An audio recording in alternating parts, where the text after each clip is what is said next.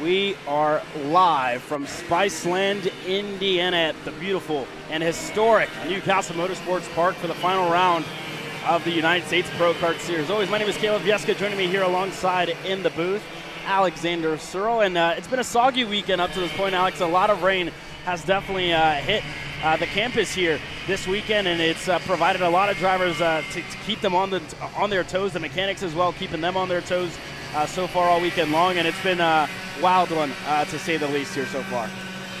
Yeah, I want to say a shout out to the United States Pro Kart Series yesterday, making the call to say, you know what, we're going to do 2 practices, and then we're going to give all the teams a chance to, get out, avoid all the weather, put all their stuff back in the trailer, and most teams were able to, I think, avoid most of the crazy weather that we had over here at Newcastle. I mean, we were up to 50, 60 mile an hour wind gusts, consistent 30 mile an hour winds all day in the afternoon yesterday. So crazy stuff. I really hope everybody in the paddock was safe yesterday, but sun is beaming for the first time, I think since Thursday, maybe even Wednesday here in Newcastle. So there is, light at the end of the tunnel here for Newcastle and for the United States Pro Kart Series. The weather has subsided slightly. I'd say it looks like we might get some rain later on in the day, but for the first maybe round of heats, and maybe the second heat as well, the rain should stay away from the racetrack. And that's always a good thing, because yesterday it was soaked, Caleb. Yeah, no, for sure. I mean, I'm pretty sure everybody brought an extra pair of socks, maybe 2 extra pairs of socks to the racetrack because of how wet it was. I mean, everything was almost flooded in the paddock, and a couple of tents did suffer, unfortunately, for the Arcane team. They lost about 8 easy-ups. Unfortunate for Charlie McAllister and his camp to lose their setup this weekend. But they're feeling in good spirits, and again, they're believing that Arcane 2025 is going to come back better and stronger than ever, hopefully with some Kittel tents next year, speaking of Trevor McAllister, just a little bit. So they're still in good spirits, and a couple of their drivers are going to look to work their way up the field here this weekend. But already, I mean, in this warm-up session, it's been a little different in mixed conditions. Andrew Lee Anastasio makes his second United States Pro Kart Series start here this weekend. The kid from Houston, Texas, for the Alan Rudolph Racing Academy here this weekend, a 128.500 for the young Micro Swift driver. And Lawrence Perriman, the driver there on your screen, sits in second. But Alex, whenever you talk about this weekend, it's championship weekend here at the United States Pro Kart Series, and a lot of battles coming into this one, especially for Micro Swift, presented by Team Ferris Racing, as Hudson Howard there goes around Justin a sail tower hairpin. Unfortunately, there is a little bit of contact there. Jack Katowski gets collected with him. So the Jay Howard Kart Republic, a little bit of damage there to start off the morning. But when you talk about the championship battle here in Micro Swift, this kid, Zane Burgess, the Jamaican sensation, leads them by 342 points over Santi Orioli. Cameron Johnson, the kid from Wisconsin, sits in third. Miguel Suarez in fourth, who unfortunately isn't going to be here this weekend to fight out for a top 3 championship finish. And Marcelo Flores, the kid from Mexico, who just clinched his SCUSA Mexico championship, sits in the 5th spot. Yeah, it's hard not to talk about Zane Burgess when you mention the Micro Swift class, no matter what series he's running. And for Zane to be 300 points up on the next closest driver in Santi Orioli, it's a tall mountain to climb if you're Orioli, but it's not undoable, right? I mean, it's possible here. Anything can happen. 3 heat races, right? We have still the feature race as well. In mixed conditions, I think it really adds a mixed bag for a lot of these drivers. And all of a sudden, you're going to see who's comfortable in the wet, who has their equipment right underneath them, and who's going to stay out of trouble. That's what it's all about, driving in the wet, right? Putting a decent lap down in qualifying. And let's say the track does begin to dry, we're going to start to see some of those silly races that we always get where it's, do we go slicks? Do we go wet tires? That's all to play for later on today and into the afternoon as well. So I think we're in for a pretty eventful Saturday here at Newcastle. And for sure, for drivers like Zane, as we have major chaos here in the showcase corner. A lot of drivers involved there.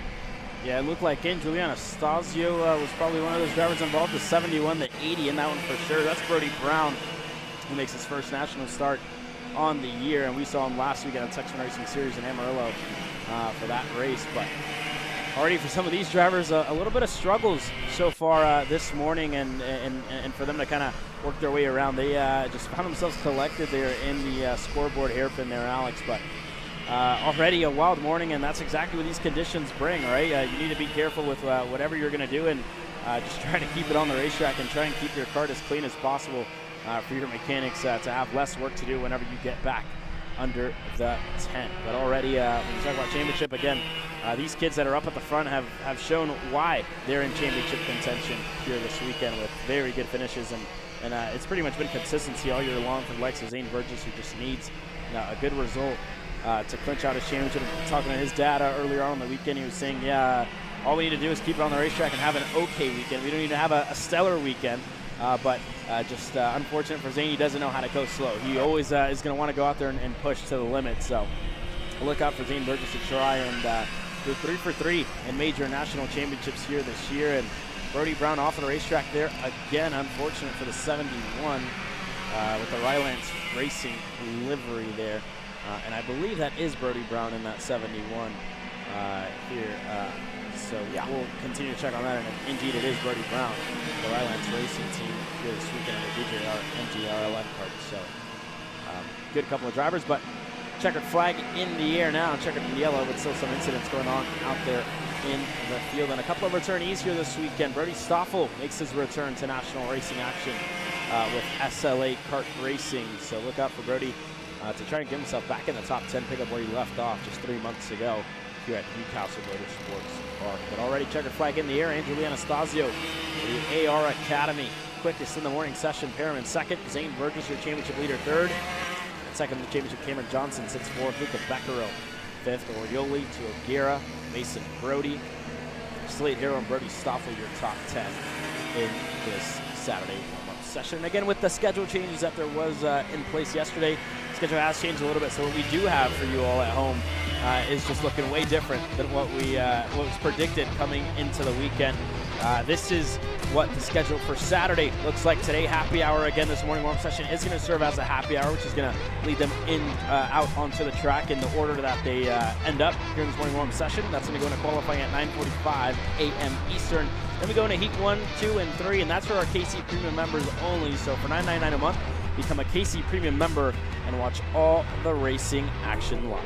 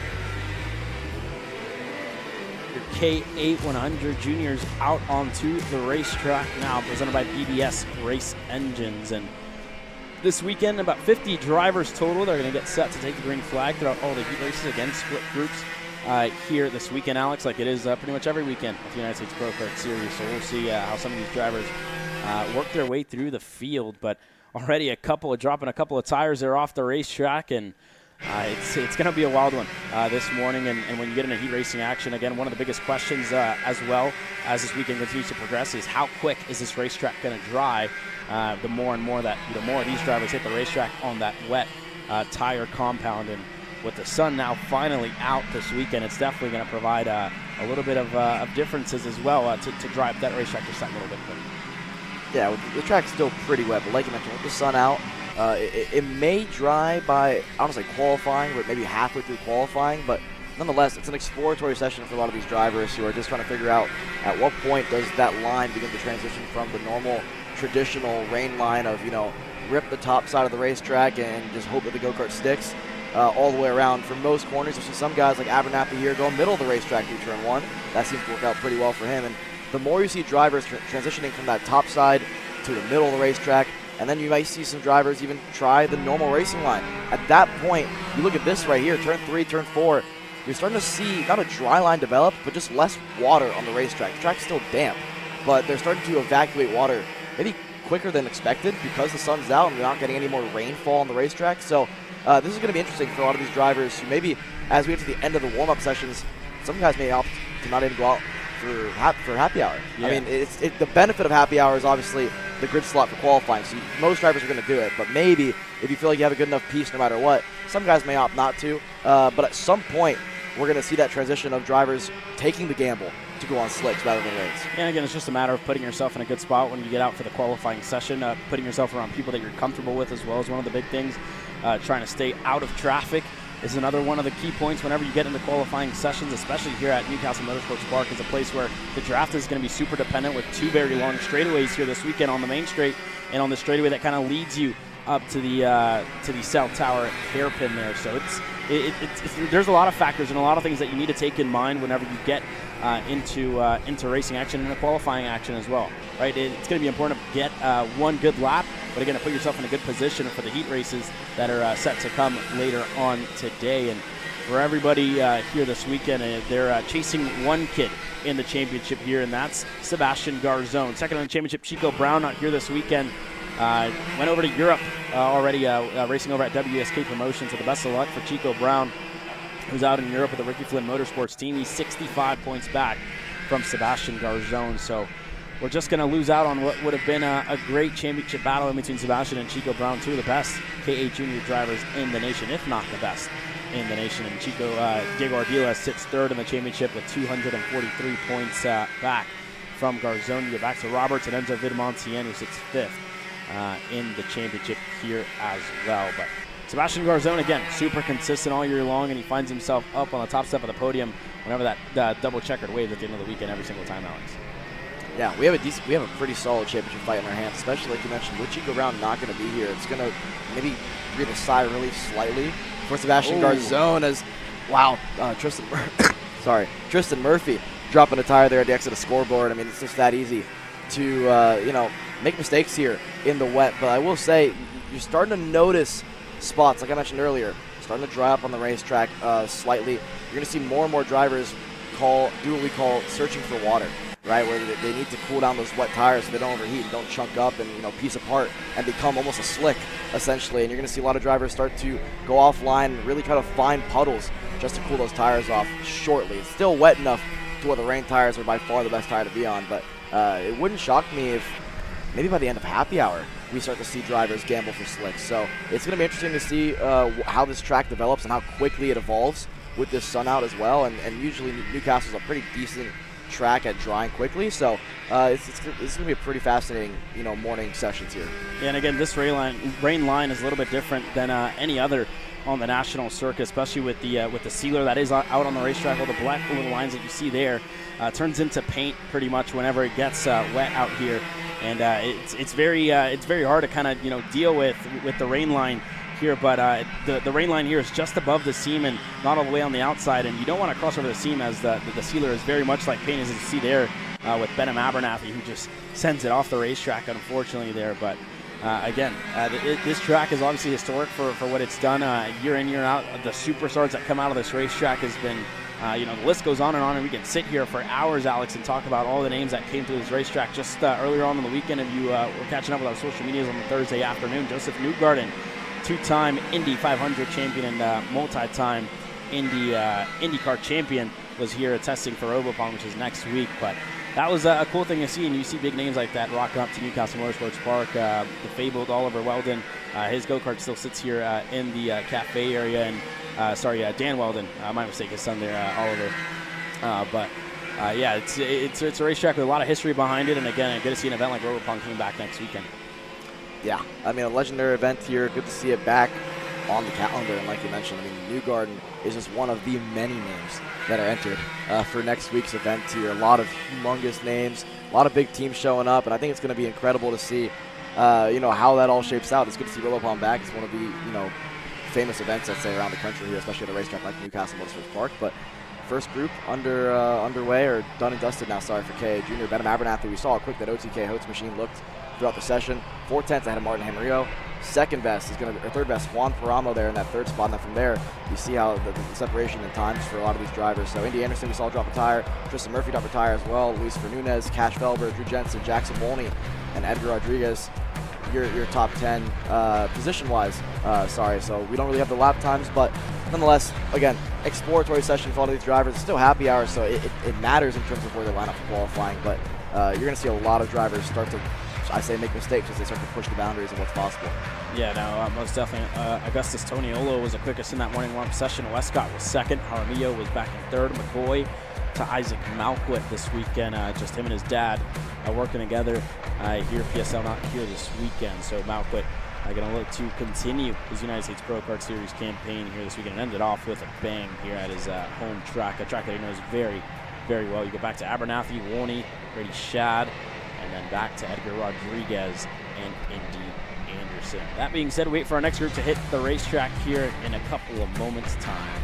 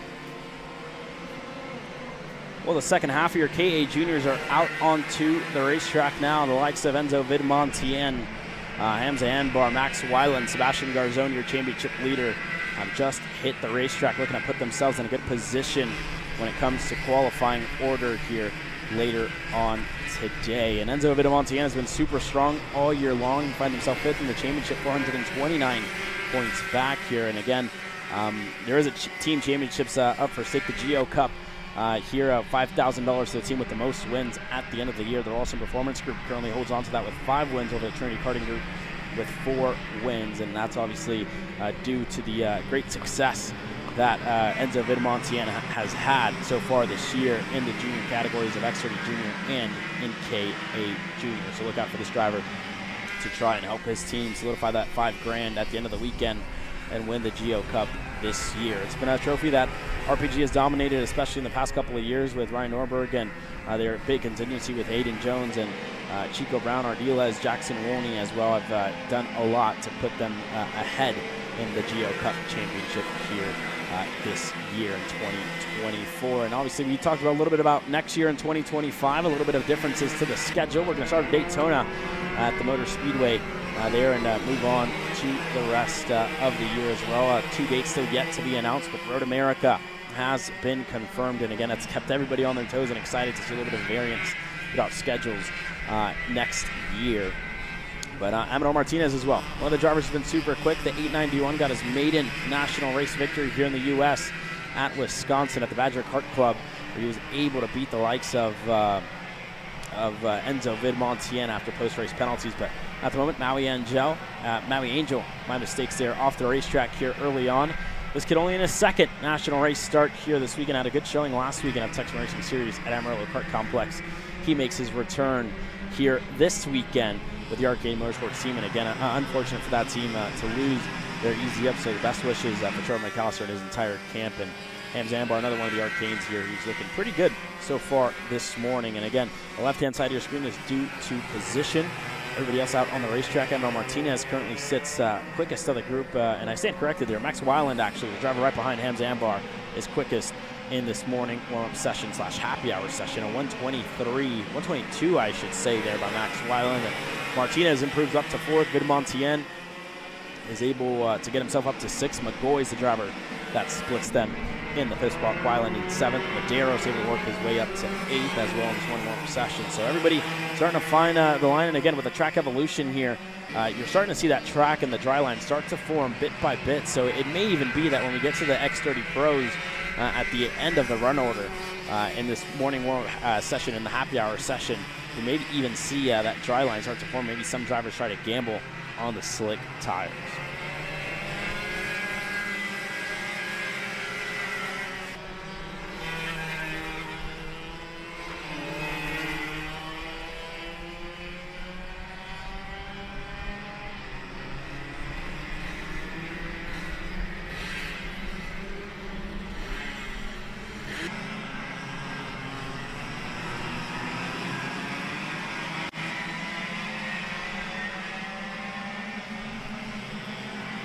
Everybody starts to dance around that line and try to find what's quickest for everybody. But a kid who's been super impressive, especially in the month of September, has been Travis Pettit, who had a really good showing at the Stars Championship Series for the night fight, where he was able to clinch his first national race victory in stupendous fashion for Travis Pettit. So he's definitely become a factor and improved a lot as his year's gone on, and definitely made himself a factor. As that's giving you a little bit of preview there to what racing action may look like. The 815 of Nolan going on the inside of Pettit there in turn number 1, and Pettit just able to easily set up that over-under move and able to get back. So again, I expect a lot of moves like that. A lot of drivers just watching out wide when they hit that the wet patch and the wet patches on the racetrack, just trying to send moves in on the inside. And again, Ty Fisher, I believe, not here this weekend. So unfortunate for Travis Pettit and that Race Lab TV Kart team. Just a lone operation this weekend for Adam Pettit and Travis Pettit, the father and son duo that have already impressed a lot of people in the junior ranks. And I'm sure Adam is super happy with how Travis Pettit has definitely come along in his rookie junior season this year.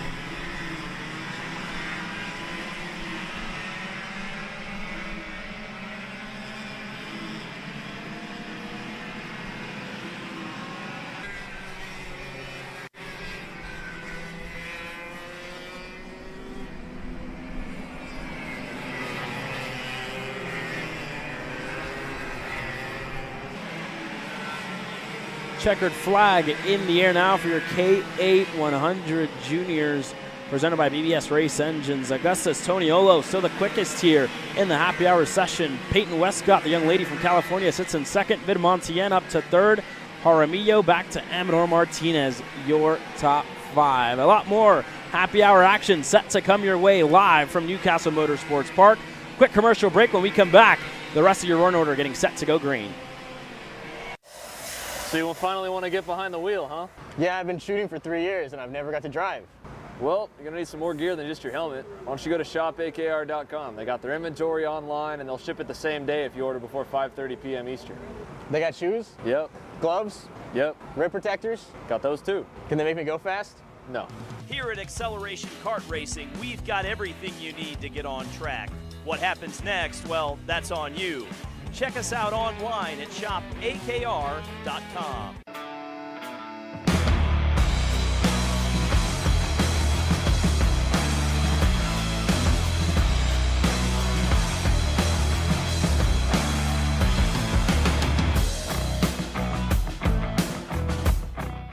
Are you looking for an advantage in your competition?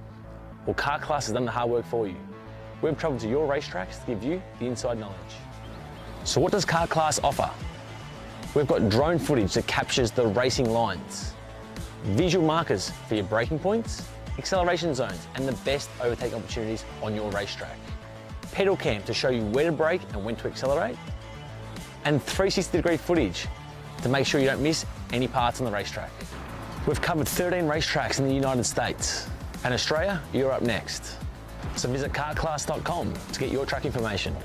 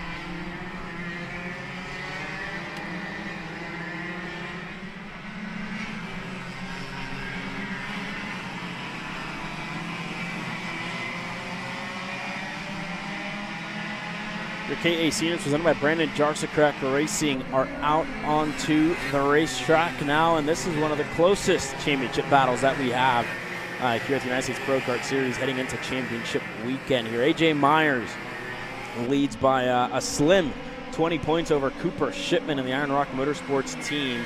Go back to Cameron Weinberg, James Overbeck, and Connor Ferris, who sits edge of the top five. Alan Isambard and Christian Miles not here. They sit 6th and 7th, respectively, in the championship. And already, I mean, what we saw yesterday, not going to be too relative as to what we're going to see today. Obviously, the storm from Hurricane Ellen came through and definitely put a pause in the action yesterday. And again, Alex said it best.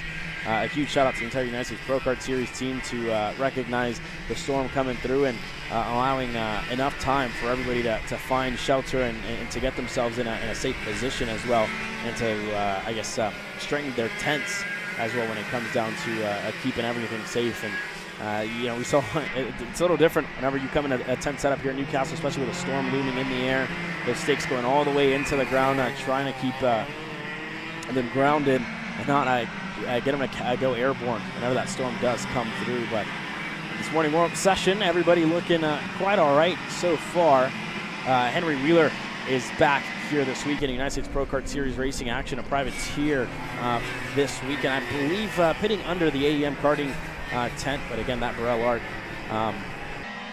the lone Burrell Art, PSL Burrell Art factory driver in this field here this weekend. Mateo Pappas again makes his return to United States Pro Kart Series racing action here at Newcastle Motorsports Park for what's his third national race start. And for Brandon Lemke as well, he's back in the KA class here this weekend at 122.465, puts him top of the timing charts and quickest in this morning warm-up session. Quinton Angeli sits in second at 122.791, Oliver Calvo in third, Fernando Luque fourth. And you go back to Lucas Zabo in fifth. Finnegan Bailiff sits in the sixth spot. And again, a couple of drivers that are going to look to work their way up in this championship. James Overbeck, who sits in fourth. He's your most recent United States Pro Kart Series race winner. And I guess I could say your most recent national race winner as well. Taking the most recent national race victory at the Star Championship Series night fight just 2 weeks ago. But already just a little bit of a change. And again, that pylon on the left-hand side of your screen is by position, not by lap time. And that being said, Henry Wheeler goes around on the I-70 hairpin here. So a rough start to find himself in the grass for Henry Wheeler so far in this morning warm-up section. But Gonna look to get back on that pace. That Steam-O-Work powered PSL Burrell Art is looking pretty good so far this weekend. A track that he's very familiar with, being from Ohio. Just about an hour and a half as Mateo Pappas way off the racetrack there, all the way into the pond almost there for Mateo Pappas, right behind the USPKS flags. And you talk about not wanting to start your morning off on the wrong foot, and that's exactly how it unfolded there for Mateo Pappas, unfortunately, early on. Brendan Lemke still really good pace, and again, Lemke has been really quick around Newcastle Motorsports Park in wet weather conditions. Also a track where Lemke has been super familiar over the years, kind of testing everything out. And it looks like Henry Wheeler may be on slicks here, if I'm not mistaken, so that could be also another big story in this happy hour session for a little bit of a change-up for Henry Wheeler in this morning warm-up. So we'll try and take a better look whenever he comes back around, but he was going pretty slow. And it could be given to the fact that he may be on slicks and tried to gamble here just a little bit. And to me, it may be just a little bit too early to gamble for the slick tires. But again, Wheeler just hasn't set in a lap as of yet. Sits 20th at 156.87, about 30 seconds off the pace. And again, that could be due to the slick tires. But for Lemke on wet tires and doing a good job, you see him kind of sitting just that little bit higher in the seat, and that's due to, a plate or another seat extension that they put just a little bit higher, and be able to control that cart through the corners and be able to move it around throughout some of the corners as well. But these KA100 engines roar down the main straightaway, and we'll take a moment to listen on.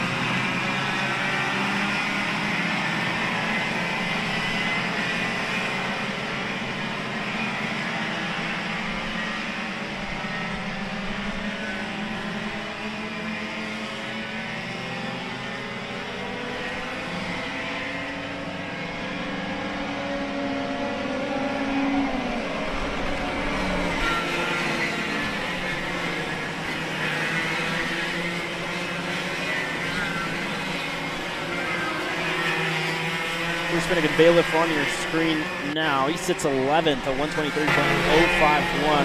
for the Trinity Kart Republic. A smaller operation for this team this week, and only 6 karts under their tent. 5 drivers, including bailiff Enzo Vidmontian and a couple of others as well, making up their team here this weekend for the season finale of the United States Pro Kart Series. Bailiff has found himself with a couple of good results, finding himself well inside of the top 5 and making himself a factor when it comes down to championship. But that's also just a scary moment for him there, going into the cell tower hairpin to drop a tire on the entry, or it looked like on the exit there for Finn, and that slowed him down a good bit. So unfortunate there for Finn, but he's has good pace and putting himself in a good spot whenever the qualifying sessions get set to roll around just about in an hour's time.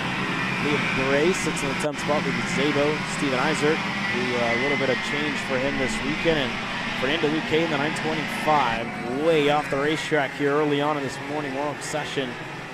Not what Fernando Luque is going to want, especially finding himself just outside of the top 10 in happy hour. He sits 15th with Ben Gaunt right ahead of him, and a couple of other drivers as well that have worked their way up. Returning to the seat here this weekend, Oliver Calvo makes his return, and he finds himself second on the timing charts now.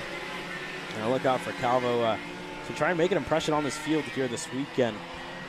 Again, on his return to the national racing scene. Last time we saw him was at Trackhouse Motorplex, I believe, for the round 2, if I'm not mistaken, of the United States Pro Kart Series at Trackhouse Motorplex. But checkered flag in the air for the first half of the group. Brandon Lemke quickest to Oliver Calvo, who's making his return here this weekend after having shoulder surgery just 2 months ago. Cash Perkins sits in third. Back to Ryan Piercing, Kane Martin, Quinton Angeli, Hudson Brown, Steven Eisert, Liam Gray, Lucas Zabo, Finnegan Bailiff, Powers to Gaunt, Boyadzis, and Fernando Luque, after going off the racetrack, able to salvage a top 15 here. And again, the second half of your qualifying group so set to go out onto the racetrack. The 2 championship contenders are in that group of AJ Myers and Cooper Shipman that still are getting set to hit the racetrack here momentarily. And again, an update on Henry Wheeler 620th there. I believe he did gamble on slick tires, because only a 138.114 for Henry Wheeler in that morning warm-up session, putting him way down the order last in the group. And I'm not sure if anybody else is going to choose to gamble here, but it still seems just a little bit too early to try and pull the trigger and go on to slick tires here for this happy hour session. Everybody else over back out on the racetrack now, and we're following him along for a couple of laps.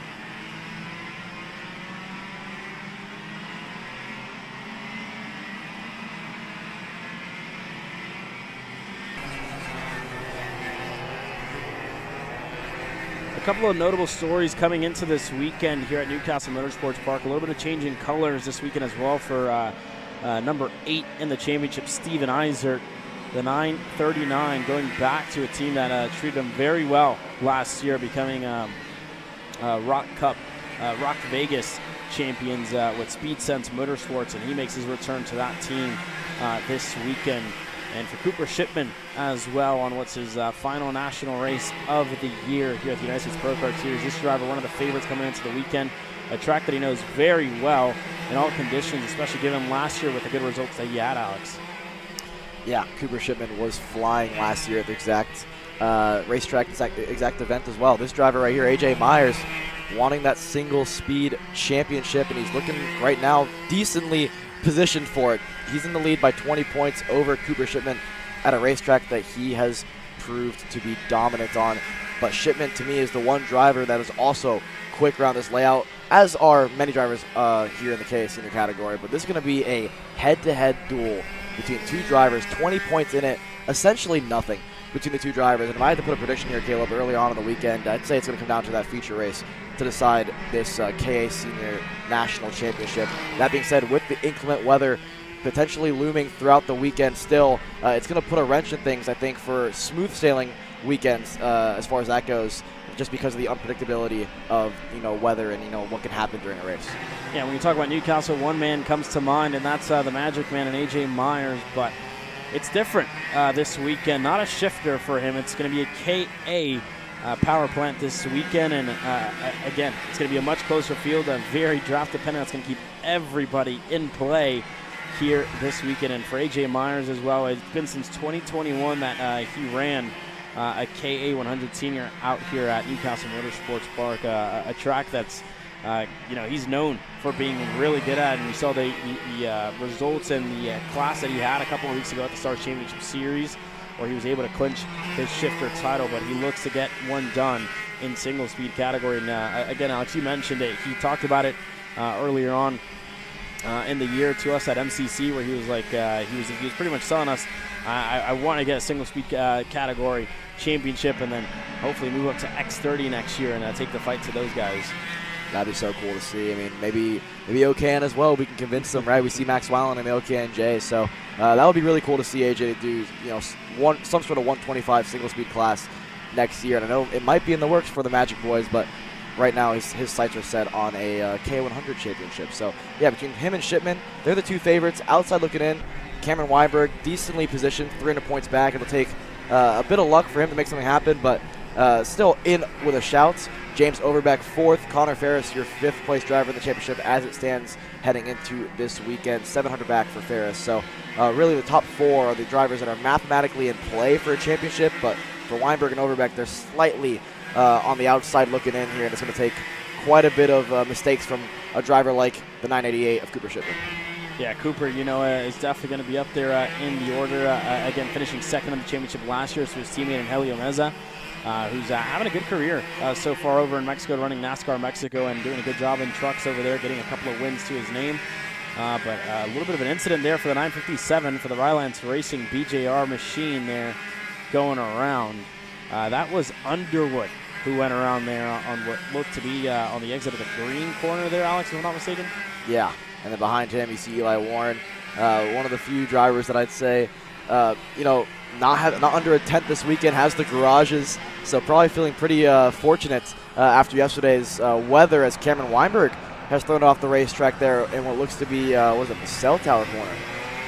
Yeah, so Cameron Weinberg with issues here in this session to find himself looping it in the cell tower area. You go into I-70 here, and again, this racetrack, it's a different direction as one driver goes way off. That looked to be Cooper O'Clair there, Alex. The 947, that's the 962 of Chris Harrower. That's way off the racetrack there in the I-70 corner, the I-70 hairpin. And again, this racetrack, like I was saying earlier, it's a little different than what we've seen all year long in the national scene.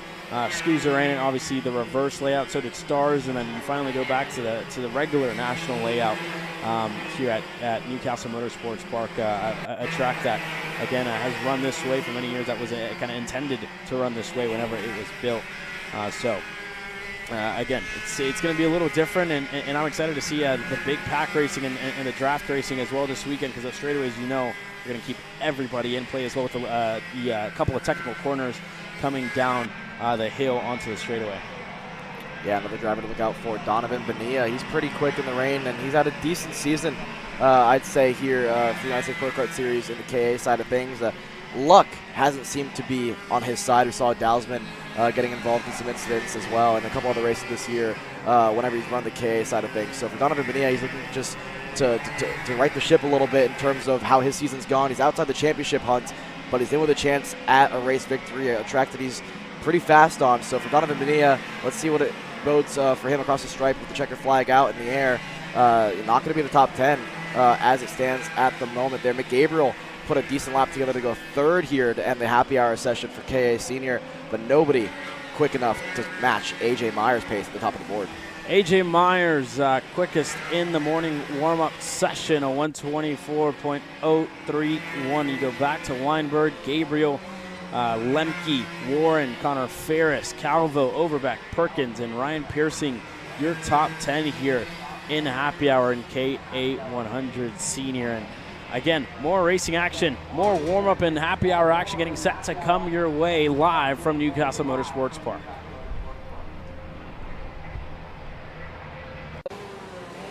Brandon, why are there all these charges for just over $200? I'm tired of all this branding business, okay? Branding this, branding that. Why are there all these expenses on AKR over $200? We know, okay? Take a walk with me. At Shop AKR, they have everything you need to start racing at a very cheap and affordable price. They have MXC rims, they got chains, electrical stands, tillet seats, they got MXCs, And if you didn't know, on top of that, any purchase in the continental US over $200, that's free shipping. Hey, aren't you supposed to be in the AKR Anonymous meeting over there? Dude, I'm doing a commercial. Dude, we have no time. It's about to start. Stop. We all love Shop AKR. Me? More than others.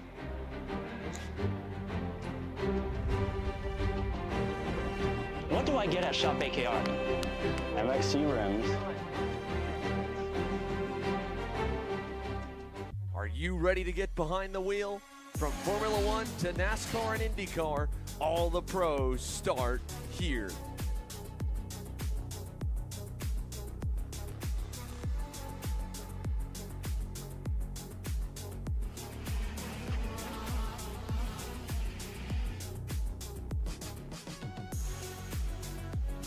For more information, check us out online at mcckarting.com or call us and go racing today. Parallel USA, a top-level performance team with unmatched hospitality, offering a full-service driver development program with year-round testing available in Miami, Florida, and the official North America racing team of Parallel Racing Chassis. Chassis and parts available at ParalleLUSA.com.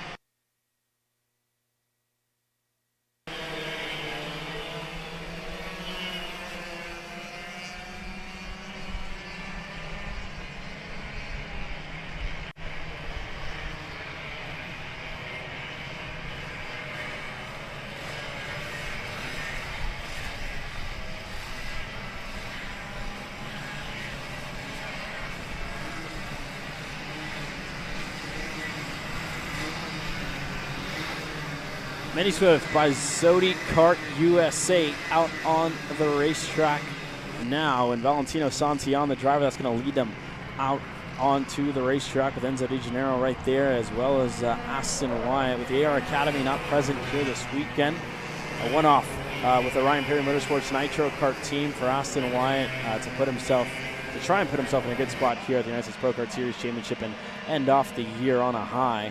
Just a little bit different colors, a one-off for Aston Wyatt here this weekend, again with that Varel Art team and the AR Academy not here this weekend. Marco Salmon, a driver who's had really good pace in the month of September, putting himself up there in the order as well all year long, and already a little bit of pushing and shoving to start off the happy hour session, Alex.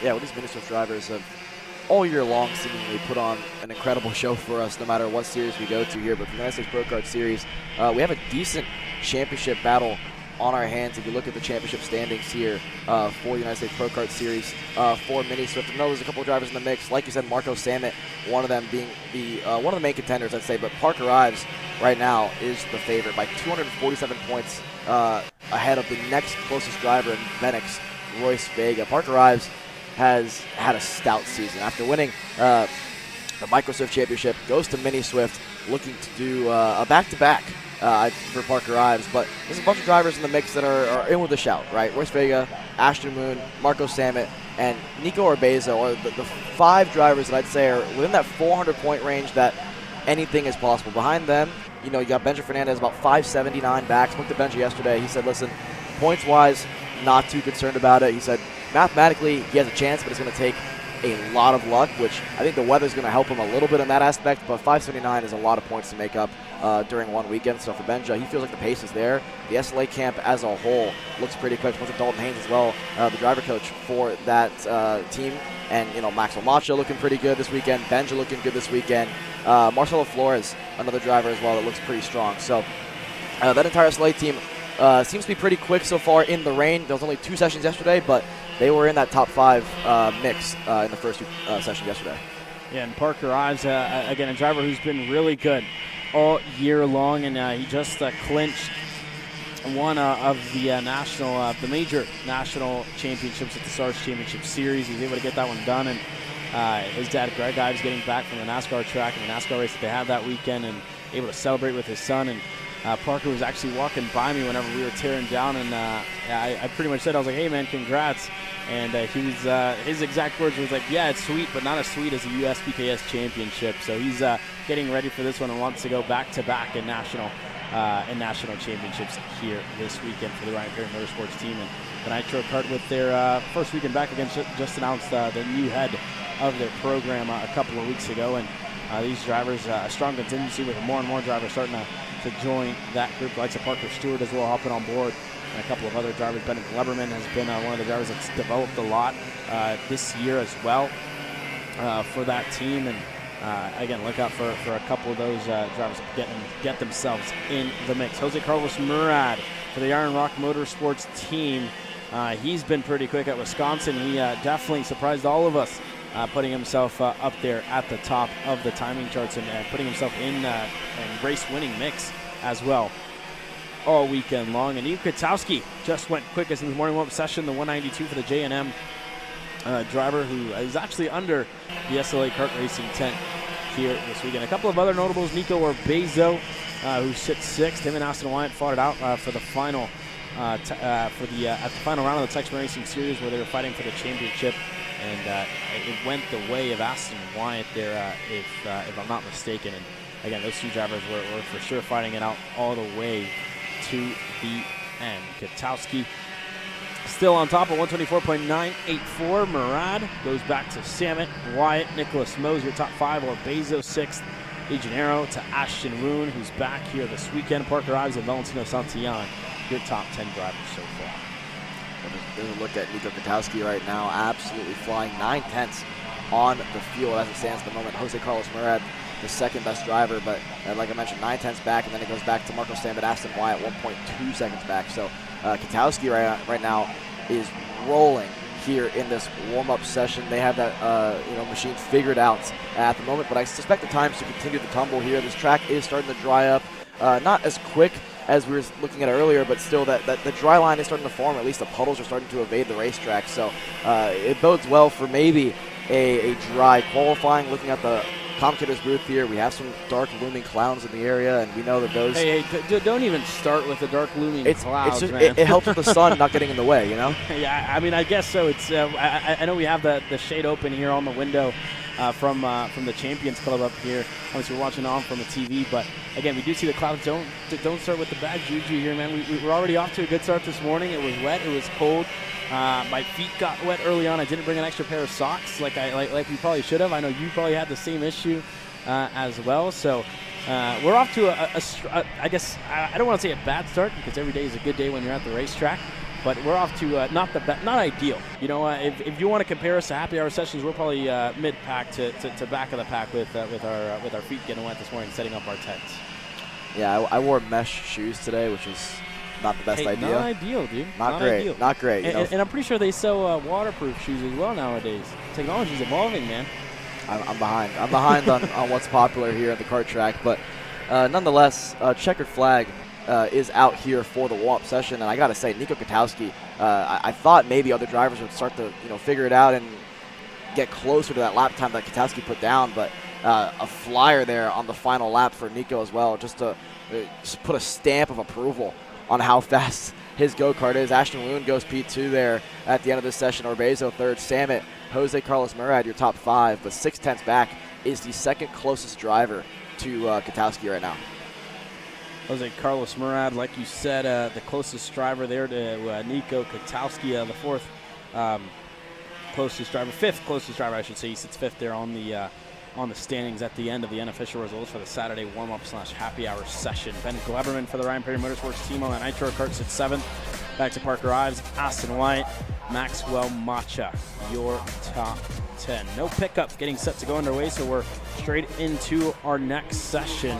But again, this track has been different so far, and let's pull up that schedule for you guys as well one more time to see how the time is pretty much going to roll out as well here this weekend. It's all going to start here in a little bit at 9:54 a.m. Eastern with your qualifying sessions. Again, that's going to be free for everybody to view, but at 11:48 a.m., that's when we get into heat racing action, starting off with your micro switch, and that's for your KC Premium members only. Again, $9.99 a month.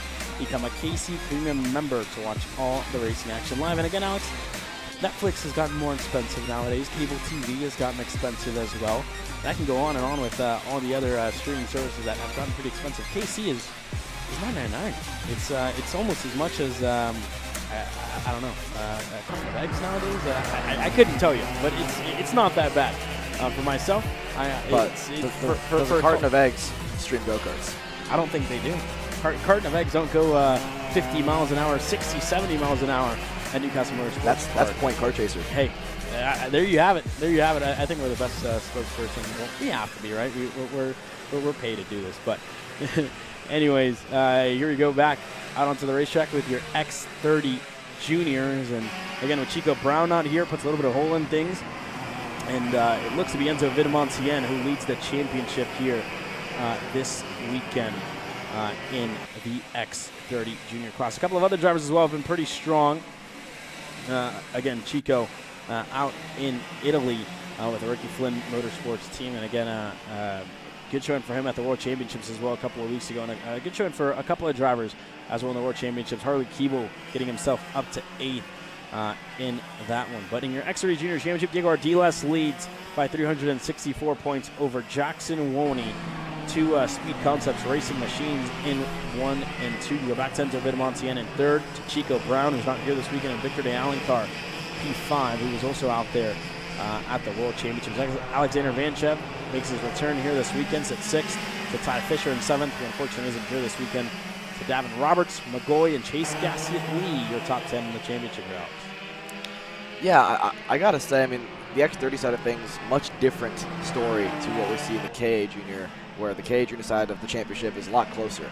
Here in X30, like you mentioned, Ardiles, 364 points clear of the second closest driver, 379 to Vidamontien. Then it's all the way back to 486 to turn around. He's not even here this weekend, so really you got to look at de Alencar, 662 back as well. So it's really a 3-horse race out front. Ardiles, Woney, Vidamontien for the championship. As Vidamontien, as I mentioned, that way off the racetrack in the I-70 hairpin. So going to show you how treacherous conditions are, considering Vidamontien, a driver of his caliber, pretty quick in wet weather conditions all year long, or whenever we have wet weather conditions. I got to say, I think on the national calendar in particular, we've been fairly fortunate to not have too much inclement weather. So I think this weekend is I don't want to say an unknown for the drivers, as the 763 goes off the racetrack early on in this session. Some of the RPG Cosmics there in the I-70 hairpin. So the second driver in one lap to go off in that corner goes to show you that brake zone is not as easy as it is in the dry. Yeah, definitely not easy there, especially with that with the sealer on the racetrack. That's kind of made it difficult for a couple of drivers to get on that. And again, it still looks like it's drying up just a little bit more, but it's still pretty damp. So almost like an intermediate type of session here. I don't think new tires would probably be the best. I think maybe some used rain set of tires would probably go quickest around this place, as the 763 goes around again. And again, one of the RPG Cosmics there, we'll put a name with that number here. Fernando Zapata, the driver that went around there, sits 21st, who went around there in what would look to be turn number 4 there, Alex. So unfortunate for the RPG driver, but a couple of others. Lyndon Scarborough right behind Diego Ardiles. She's showing pretty good pace here this morning with the RPG team. Yeah, Scarborough looking pretty good. Peyton Westcott now topping the board, but the first couple of laps here is more of just a sightseeing for these drivers. A lot of them do double duty with KA Junior. Some of them just running the one X30 Junior class. So nonetheless, even if you're running double duty, the track 30 minutes ago to what it is now is already different, and you have a different power plant to the left side of you as a driver. So this is still a different racetrack. I mentioned it earlier in the broadcast. We're going to start seeing drivers searching for water. We're seeing it on the front straightaway there. Drivers already trying to find what's left of the puddles on this racetrack just to keep those tires cool. Like you mentioned, new tires, maybe not the best option. Sometimes used tires are best, but we're starting to get to that point now where drivers are dropping it off the racetrack, like Max Weiland just did as well. So if you're not searching for water, the tire's going to overheat, they're going to chunk up, they're going to become essentially in between a wet weather tire and a slick tire until they chunk up bad enough to where it becomes a slick without the grip that the slicks have. So you want to keep those tires as cool as possible at the moment. This is that really awkward transition point. We're going to start to see maybe a couple more sessions left before we see somebody opt for the risk of slicks. And you saw Henry Wheeler kind of opt for it just a little too soon. And again, it could be the fact that maybe he didn't have wet tires for the happy hour session, but obviously not the result he would have wanted in that happy hour. A good result, though, here in this session for Peyton Westcott. A 119.534 for Peyton to lead that RPG Cosmic team here on the racetrack. Tristan Murphy sits second. Enzo Vidmontien third. Van Chev to Naomi Garcia for, I think, the Sodi Racing USA team as well this weekend. So 2 Sodis going pretty quick so far in this happy hour session, Alex.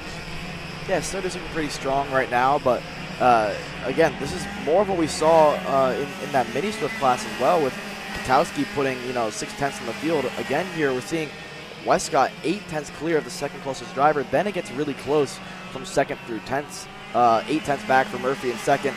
Roberts 1.3 back in 10th position, but it's really impressive what some of these drivers are able to do, finding grip where seemingly others aren't right now. Westcott putting 8/10 in the field, X30 Junior, with drivers, like Murphy, like Vidmontien, like Vanchev, like McGoy, Weiland, Ardiles, quick drivers in wet weather conditions. Peyton Westcott just proving that she has a bit of an edge here when it comes to the wet weather driving. Yeah, Westcott definitely doing a good job. And again, Peyton a little bit taller than the rest of the drivers out there on the field, so also going to help a little bit so she can move that go-kart throughout the corners as well, moving her body side to side to kind of catch more grip throughout some of these corners here as well. And everybody else, again, you see how low they sit in the seat. Westcott definitely sits a little bit higher than the rest of the field, so it's definitely going to fall to her advantage here as well. So she continues to flourish here in this one. She's 8/10 ahead of Murphy, which is a really good gap whenever you consider things. She's picking up where Chico Brown left off earlier this year. A couple of other drivers will find themselves in the mix. Sarah Bradley for the Sodi Racing, on the Sodi kart with Speed Concepts Racing here this weekend. You go back to Halfin, Crystal Bornman, William Kim. Again, my mistake there, not Ardiles, that was Kim. We were falling around there as Max Weiland, way off the racetrack there, drops 2 tires into the dirt just on the exit of the South Tower hairpin there, Alex. It's got to be slick over there. That's the second time that Weiland's actually dropped it in that exact corner. So I've seen a lot of drivers feather with the lime through Cell Tower because the way you have to exit that corner, you're dancing with the grass a little bit. And I think, again, it's really easy to misjudge slightly, and maybe every lap in the wet weather conditions, when it starts to dry up, is a different lap, right? You have no idea exactly where to put the go-kart and how much grip you're going to have compared to the lap before. So it's really easy to do that, and I think it's proving that what these drivers are doing is very impressive here in the rain or in wet racetrack without the rain beating down on the racetrack like it was yesterday. So checker flag in the air nonetheless. Peyton Westcott tops the board. Her lap remains, but I got to say, Augustus Toniolo there on the final lap, a 1:19.6, puts himself 900th back from his teammate Peyton Westcott. So RPG Cosmic 1 and 2, Vidmontien third, 6.5 back. 6.5 back there for Toniolo. You go back to Vidmontien, Murphy, Medeiros, Vanchev, Peyton Fayen, Naomi Garcia, McCoy to Max Weiland, your top 10. And you know what, Alex, I'm a little mad at you this morning. You mentioning the rain, it seems like you've attracted it because there's a 100% chance of rain here just in 30 minutes time at 10 a.m. Temperatures pretty low, 66 degrees, which is kind of nice. We got pants on, jackets on this morning, walking around. Yeah, not too happy with you, and I'm pretty sure everybody else around the paddock is not going to be happy with you. All I said was there's dark clouds in the sky. I never said rain. You don't even mention that. You don't even mention that. We need to be careful, especially this weekend. It's been a tough one. We've gone on and on about this, but it's been a tough one for sure for everybody here. And I think that's all due to your fault as well. So that being said, I guess enough messing around with you. But your KA Masters have hit the racetrack now. Elefante for the Rocket Racing Company, the first one out onto the racetrack. Yeah, the KA Masters drivers out on the racetrack right now. This has actually been a very fun class to watch all year long. I mean, we've seen the likes of Martin Stone, seen Presto go after it. Paul Elefante has been in the mix as well. Corey Dominic's here on the Technocart machine. So Scott Kopp, Adam Kreppen.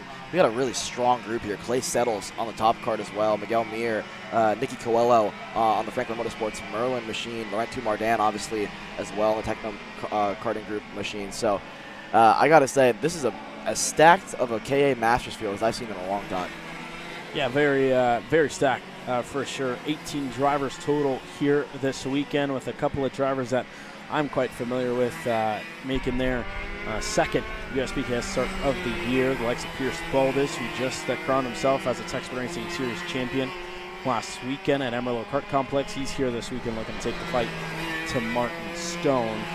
Championship that is going the way of Martin Stone so far. He's had a lot of pace so far this year, and again started off with the Ryan Perry Motorsports camp and moved over to the Rawlison Performance Group as well just a couple of races ago, and puts himself second in the championship, 234 points back to Nicky Coelho. Laurencio Mardan sits in third. You go back to Andre Isaac and Miguel Mir, your top 5 in this championship battle. But Clay Settles making his return here this weekend at Newcastle Motorsports Park. He's on slicks. And he is indeed on slicks there. So the 454 there of Settles trying to test out that dry line just a little bit. And you don't see him go all the way low. And again, there is a little bit of standing water with those curbs that do seem to hold. But you see the dry line there. It's not as damp on the racing line. But I think we're just a little bit away, Alex, here from going full slicks. And again, it's going to help him out a lot on the straightaway to kind of get the traction early enough to pull himself through, but still looks a little, he looks like he's tiptoeing through some of these corners, to say the least.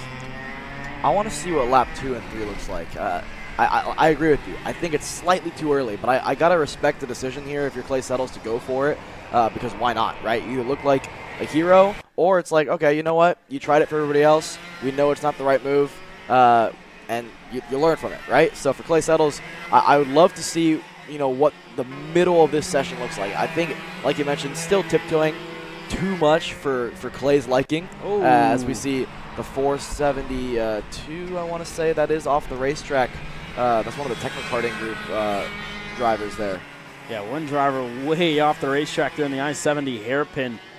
Not where you want to find yourself here in the morning warm-up sessions. Look at the lap times, though, for Clay Settles here this morning, and I believe he doesn't have a transponder on because he hasn't registered a time, or he hasn't just crossed the stripe.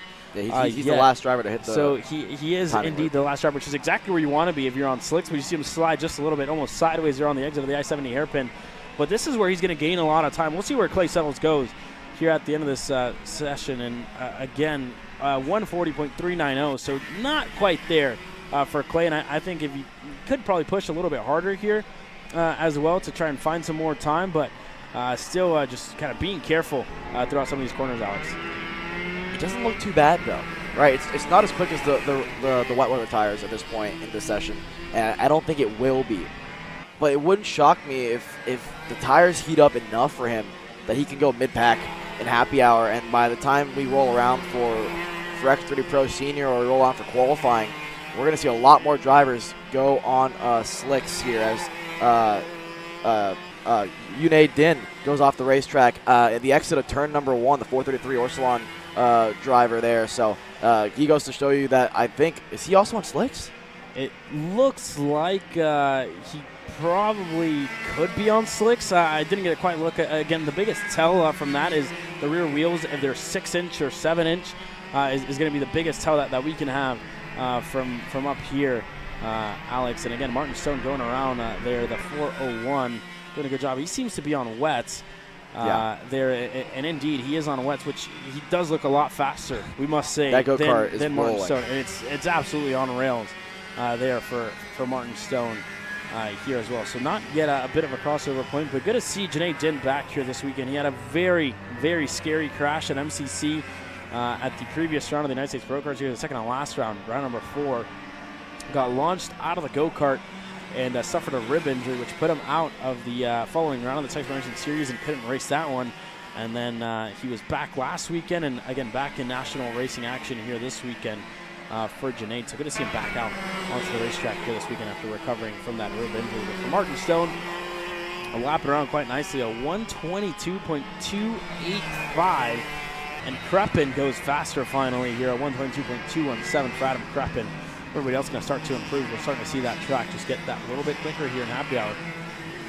Adam Kreppen, local to this racetrack, close enough to where this can be called a home racetrack for Adam, and a driver that has had a lot of success throughout the years. Galonia way off the racetrack there Golonia has been really quick here at Newcastle Motorsports Parking. You were talking about locals. David Golonia is just one of those, and to find himself that far off the racetrack, very, very unfortunate there for David.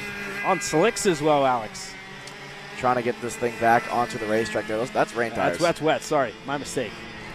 You got it. Nice little shifter-style push start to get it off the grass there for Golonia there. So, like you mentioned, the driver as well. You want to talk about locals. You can't say locals without mentioning David Golonia there. So, a driver that's had a decent start to his warm-up session up until the spin in turn number 5. But still, P8 right now as it stands. If you look for Clay Settles at the moment, he's still way off the pace there on the slicks. I think he actually might have pulled in here, Caleb. I don't think he went for a second lap. So, I think he did lap 1 and said, you know what, not going to happen. Yeah, maybe unfortunate gamble there for Clay Settles to find himself out of this session early. And he tried it, and that's exactly what you need to do sometimes. You really need to be on it and try different things. If your competitors are going to be quicker in the rain, and if you're not as confident in the rain, you got to try different things. Again, Clay Settles is a very good driver here in this Masters class, and especially at Newcastle, but unfortunately didn't go the way that he would have liked in this happy hour session, Alex. Yeah, and as we look at Adam Kreppen with the gold helmet, the 437 machine racing the Gillard chassis. He sits right now P2 as Martin Stone has retopped the board with a 122 flat, almost in the 121s now for the Masters drivers. So we're still at that point where the wet tires are, I don't want to say significantly quicker than slicks, but we're in that transition period, but it's more on the beginning side of it than the end, where all of a sudden you're going to see drivers match on slicks what you can do on the wet weather tires, because we saw the difference between what Clay Settles is doing line-wise and just roll speed through the center of the corner compared to what Martin Stone and Kreppen are doing through the hairpins and here through I-70 as well. Yeah, through I-70 there for the 437 of Adam Kreppen to work his way through and onto the main straightaway now. The driver right ahead of him, the 477 of, it looks to be Miguel Mir there, and indeed for the Orsilon Racing team back in full force here this weekend. Checkered flag in the air for your K8 Masters. A quick commercial break. When we come back, your X30 Pros get set to hit the racetrack.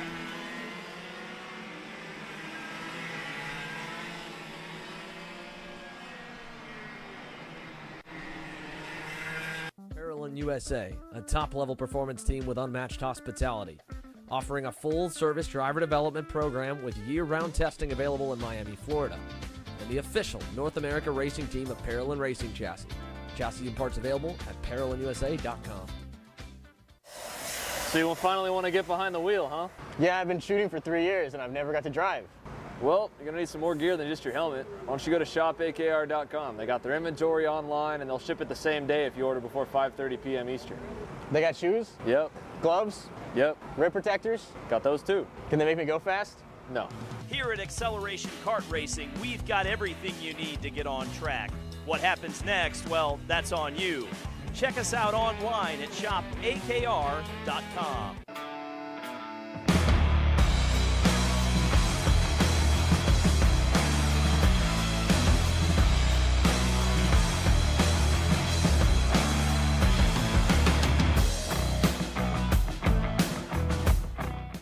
Are you looking for an advantage in your competition?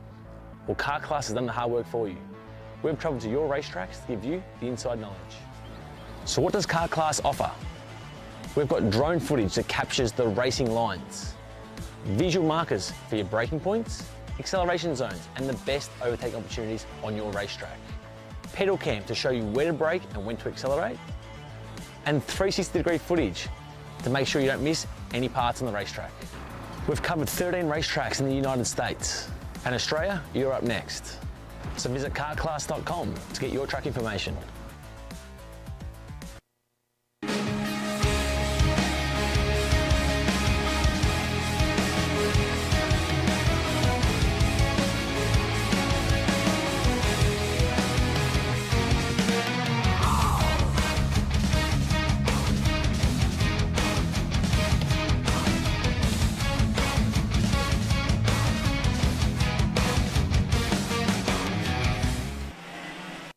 USA. Your X30 Pros out onto the racetrack now, and we go around with the 367 of Mingnan Zhu, who's out there just at the tail end of the field. On other news, I guess unracing related, we just saw Ryan Norberg announce his new glove has just released with minus 273, and that's a pretty cool thing for Ryan Norberg, if you're a Norberg Nation fan. And as well, in other news that are racing related here this weekend, the Interim S team, different colors, different chassis for them this weekend, going to the OTK. A change kind of unexpected for us as well, going into the final round, especially fighting for the championship. New tubes for them this weekend. But for Flying Ryan, it's going to be a long shot to get himself in championship contention here this weekend. And it looks like he is on wet tires there, Alex, to start off this happy hour session. When we look at the championship, it's Austin Garrison over Alessandro Di Tullio, back to Paulie Massimino and Ryan Norberg, who's 277 points back on the championship points lead that this man holds here. The 329 of Austin Garrison for the Speed Concepts Racing team here this weekend. This driver has been wicked quick all year long, Alex, and after the performances that he's put down and the consistencies that he's put down on last year, what was only a part-time schedule this year for a full-time schedule, and back at the racetrack where he had so much success at last year. I got to say, yesterday when the track was fully soaked, Garrison left a lot of teams and drivers leaving the racetrack with scratching their heads, I'd say, because he put a huge margin between himself and the rest of the field. Right now, looks to be that Massimino might have the slight edge over Garrison at the moment, but again, this is just happy hour. But compared to yesterday's practice session, where Garrison topped both sessions there by a huge margin of over half second, I think they left the racetrack feeling pretty confident on board that SCR OTK Carlos Sainz machine. So for Garrison, looks to be pretty quick. Right now, off the pace slightly compared to what we're seeing from Aiden Ingrata, Brandon Carr. I got to say, good to see Aiden Ingrata back in the Kart machine and on the RPG Cosmic as well. So that's a driver that he's here to win, but it's a driver that could put, maybe a driver between himself and, the rest of the field in terms of, like you mentioned, Norberg's long shot at a championship. It helps to have a teammate on your side that maybe when it comes down to it could help you. Yeah, and again, Aiden Ingrata happy to be back here this weekend, and for Brandon Carr as well on his last race of the season. Well, not last one, because Vegas still set to come up, but Brandon Carr was struggling earlier on this weekend. Just found himself with too much grip in that go-kart, and this is exactly what he would have wanted. Garcia goes way wide there, almost sideways on the exit of that corner, but with Brandon Carr, this is exactly, with the rain whenever it hit, this is exactly what he wanted to see. A green racetrack for him puts him back on a level playing field here this weekend to get closer to the rest of the competition. Again, he put it on the pole position at the previous round of the United States Pro Kart Series at his team's home track at the Motorsports Club of Cincinnati. Returning here this weekend, Austin Olds as well makes his return to senior racing action for the MPG Academy. And Austin Garrison, he was like he's gotten enough here in the morning warm-up session, going to put it into the pits. And again, I'm not sure if he went out on slicks or not. It looked like he was on wets, but just coming in early nonetheless. Nick Terlecki as well back this weekend, and I actually walked into that Hotes tent yesterday at the end of the day, and I walked in and I locked eyes with Josh Hotes, and I was like, dude, it's a Josh Hotes legacy weekend this weekend. The rain, the green racetrack, this is exactly what you'd want to see. And he said, I know, but our focus is on Nick here this weekend. And again, not a spare chassis for Josh to run this weekend. So I guess let that sit in the back of his head, and going to leave the driving to Nick here this weekend. Team owner stepping back as well, looking to work with the rest of his team. Right now, we're still 3 minutes left in this warm-up session. It's all about the number 1 plate of Ryan Norberg, but Harley Keeble behind him. We know he loves these conditions. We saw at the World Championships put himself top 10 in that OK main event during wet conditions at PFI. We know the Brit loves rainy weather. I think this is going to give him some confidence heading into the qualifying session. We announced earlier about as he goes off the racetrack there in the cell tower corner, so it still goes to show you a driver of his caliber throwing it off the racetrack early on in the session, trying to push boundaries. I think at this point, as drivers do, especially these pro guys, want to find grip where others can't. And so for Harley Keeble, we know what he's capable of when he has the equipment underneath him and when he feels most comfortable. So I'll be really curious to see how this plays out for him in the warm-up and even into qualifying as well. Yeah, it's definitely going to be interesting, but Flying Ryan, quickest of the morning warm-up session and the happy hour as well, 119.557. Keeble sits second. And for a driver who believed he was in the mid-pack this morning, we just talked to him, coincidentally, had breakfast with him. They sat right next to us this morning in breakfast, and Harley was saying that he just felt that he didn't have the pace to be up there with the rest of the group, and to find himself in third, I'm sure he's going to have a smile on his face for the first time this weekend with much better conditions here after he looks at the times. His teammate Alessandro Tullio right behind him in fourth, so not a bad showing for the InterMS Tony Karts to be up in the field. And again, it feels weird not seeing InterMS Kart Republic. The InterMS OTK machines are up there in the edge of the top five. Austin Olin sits fifth, Terlecki back to Massimino, and then back to Lucas DeLongchamps on what I believe could be one of his first senior starts this year for him. I know you probably seen him often, Alex, but again, back here this weekend in a big RPG contingency as well. Quentin McPherson returns, Bonilla, Henry Lepard, and Gia Cicero back this weekend. And you go back to Garcia, Ming-Nan Zhu, Brandon Carr, and Austin Garrison drivers that are further back in the league. I gotta say, how many laps has Brandon Carr done this session? Because it's surprising to see. He's done pretty much, he's done 3 laps so far, so just like everybody else, 1.6 back is the TKG Kart Republic as it stands at the moment. And for a driver that loves these conditions, it is interesting. We didn't really get a good look at his tires. I don't know if you did. Maybe he is on slicks, but I don't think slicks are going to be quick enough to be 1.6 back. I think he'll be a lot further back than that. But nonetheless, checker flag in the air for Flying Ryan. Top in the board, his teammate Aiden Grata, P2 to Tullio, eclipses his teammate there on the final lap to go third. Keeble fourth to Longchamp. What a lap for Lucas there to go top 5 in the RPG Cosmic as well. Austin Olds P6, Terlecki, Massimino, Henry Lepard, Quinton McPherson. That's your top 10. Then you go back to Donald Bonilla, Gia Cicero, Ming-Nan Zhu, Brian Garcia, Brandon Carr, 15th. Go back to 15th with Brandon Carr, and that's going to be your field here. Back to Austin Garrison, 16. Only 16 drivers in the pro class here this weekend. Again, qualifying action getting set to start here in 2 minutes' time with your micro swifts and the rain dance already beginning for everybody trying to decide what they're going to go on, either slicks or wets, because that track looks to be drying here by the second. The last of our free coverage getting set to go underway, but at 11:48, watch all the racing action live for $9.99 a month with Heat Race 1, 2, and 3. And that's not just for this weekend, it's for the entire month going into next month of October 28. That's when your subscription is going to end. A quick commercial break. When we come back, qualifying getting set to go green live from Newcastle Motorsports Park.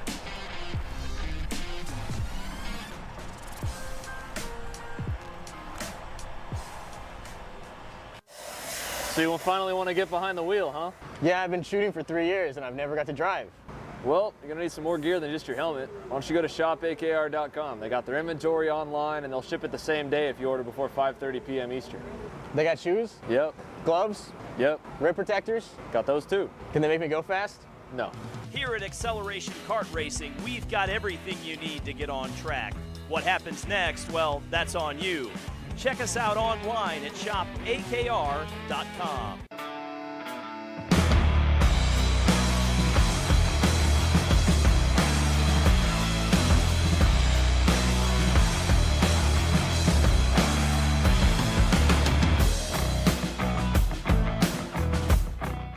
Are you looking for an advantage in your competition? Well, Kart Class has done the hard work for you. We've traveled to your racetracks to give you the inside knowledge. So what does Kart Class offer? We've got drone footage that captures the racing lines, visual markers for your braking points, acceleration zones, and the best overtake opportunities on your racetrack. Pedal cam to show you where to brake and when to accelerate, and 360-degree footage to make sure you don't miss any parts on the racetrack. We've covered 13 racetracks in the United States, and Australia, you're up next. So visit kartclass.com to get your track information.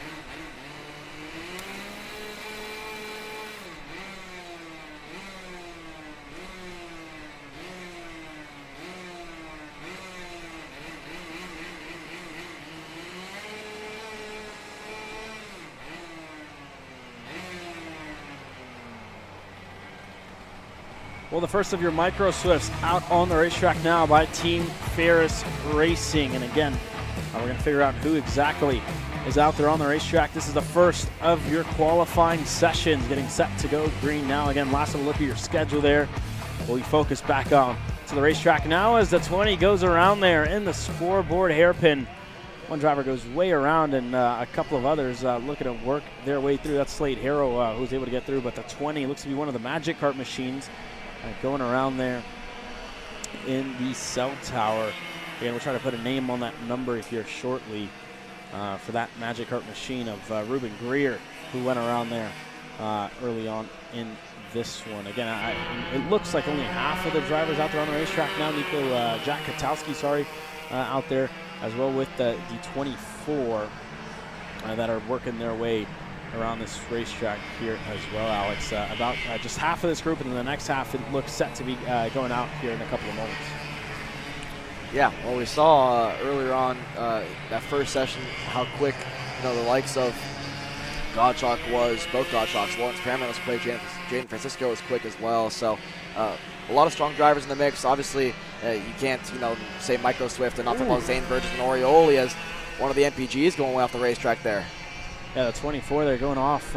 There looks to be a little bit of battling going on, and the 24 just finding himself way off the racetrack there.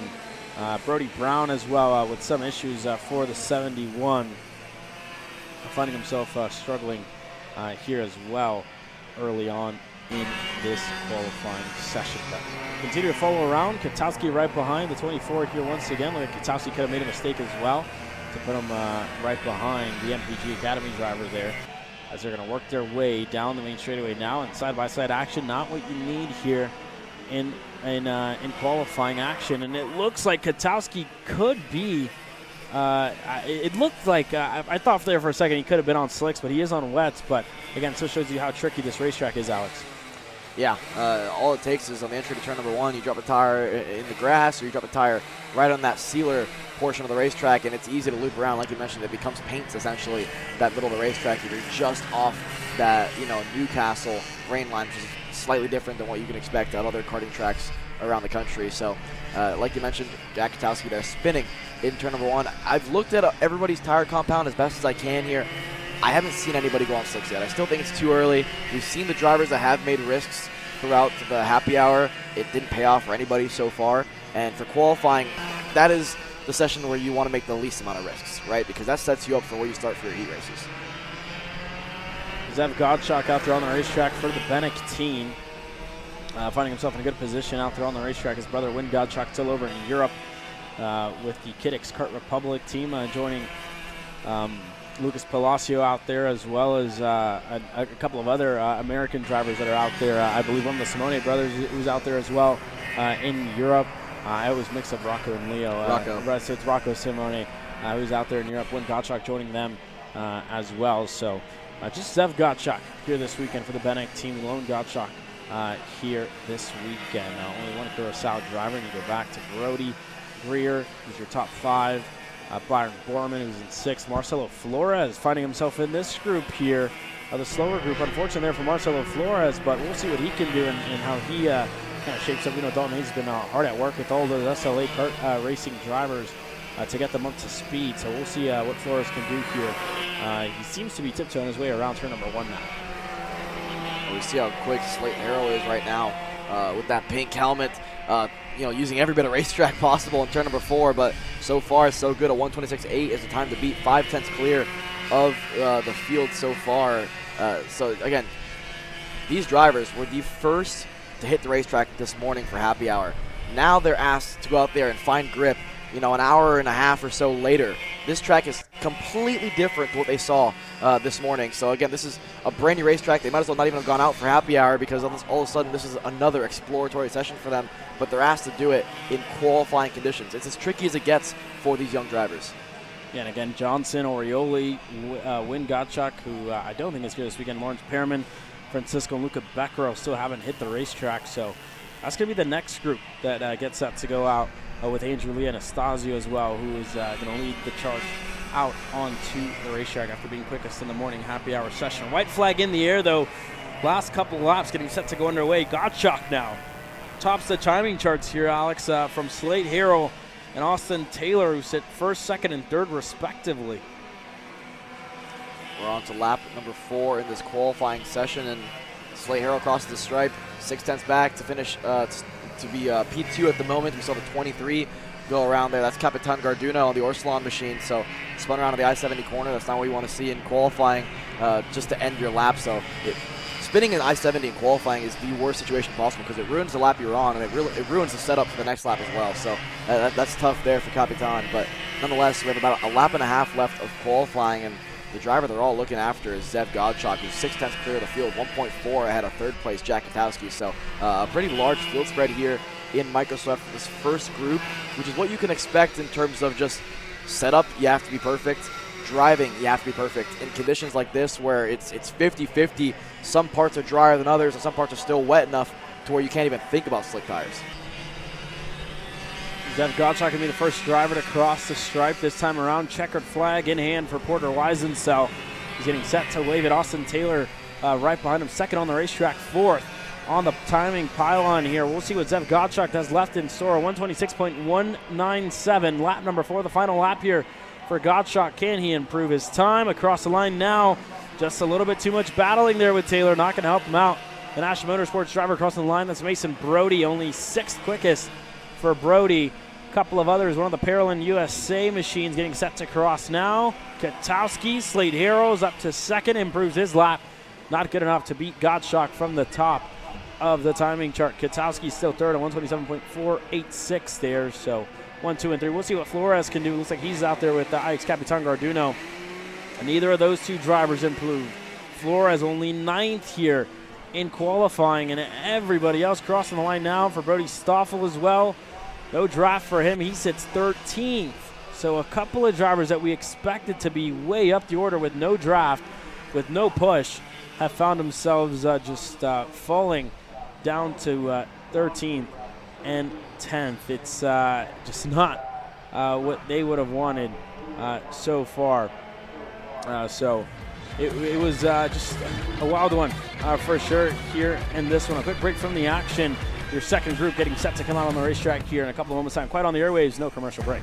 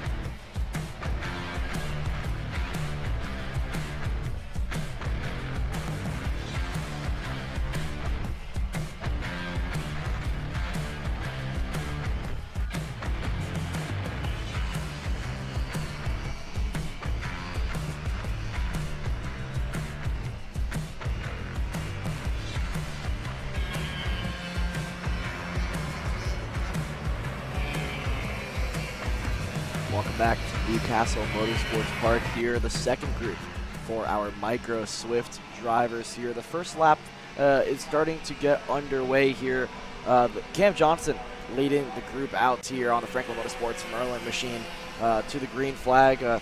His coach and mechanic Jason Birdsell giving him a lot of advice and feedback throughout the weekend. I spoke to him last night and just talked about the vast improvement that Cam Johnson made throughout the year so far and how quick he has been in the latter half of this year and what we can expect even next year in the national scene as well for Franklin Motorsports and for the Merlin drivers. So nonetheless, this second group expected to improve in the lap times, and really being in that second group is a huge advantage in qualifying when the conditions are as is, where the track is going to reach a plateau point for a moment, and then it's just going to improve pretty rapidly. And so being in the second group, you know you're going to get the drier of the two sessions, and if you can just keep your kart and tires underneath you, you should be able to improve quite a bit over what the first group was able to do. So the time that everybody's chasing right now is Zev Gottschalk's 1:26.197 for the Bennick boys and girls. So for Cam Johnson, he'll be the first one across the stripe to see what he can do, but lap 1 of 4 underway for all of these micro Swift drivers here. And like I mentioned, I mean, this is going to be interesting. This is going to be the telltale, I think, for what these drivers can expect. Cam Johnson uses all the racetrack on the exit of the I-70 corner here, but the first driver of this second group to cross the stripe. Let's see what lap times look for Group B in Micro Swift at the end of lap number 1. Wow, a 1:25.5 already topping the board as Cam Johnson. Jake Manalio now goes to the top. So like I mentioned, this second group is going to have a pretty big advantage in terms of ever-changing conditions to the racetrack. So I expect these lap times to continue to tumble, and as they tumble, you start to think, you know, what are the chances that somebody can risk going on slick tires in a qualifying session? Who's going to be the first one to do it? It's bound to happen. The way this track right now is evolving and the way that it's naturally going to evolve, I suspect somebody's going to do it quicker than, you know, most would like to, and they're going to set the pace on what, you know, we can expect for the qualifying session. So nonetheless, Win Gottschalk now a 1:24.73, 5/10 clear of the field so far. Most of the drivers in this second group have already eclipsed what Zev Gottschalk did. Zev Gottschalk down in P7 already. So yeah, you have Gottschalk, Win Gottschalk, Manalio, Cam Johnson, Francisco, Orioli, Anastasio. Top 6 are in the second group after lap 1 alone. And as these laps continue to tumble here, 3 more left in this qualifying session. I suspect that, you know, we're going to see lap times maybe in the 1:23s, already down to the high to mid 1:24s. It wouldn't shock me here if we get down to the 1:23s and beyond. So Cam Johnson now getting ready to finish lap number 2. What does this lap time bode for him? P2 for the Franklin Motorsports driver there as Manalio crosses the stripe. He'll go 3rd, improves on his own lap time there. Anastasio doesn't improve on his lap there. He stays in 6th. More drivers getting across the line. Orioli doesn't improve. We're waiting for Francisco and Win Gottschalk. Francisco, no improvement there. Do we see an improvement from Win Gottschalk getting ready to cross the stripe? We do. Another purple lap, a 1:24.757, a 1/10 improvement there for the Bennick machine. He's 4/10 clear of Cam Johnson right now, but we're starting to see that you know, shift in. Okay, we have an improvement on lap time. It's going to plateau for a session, and it's going to improve again, and that's going to be the cycle that we're going to see throughout this qualifying session.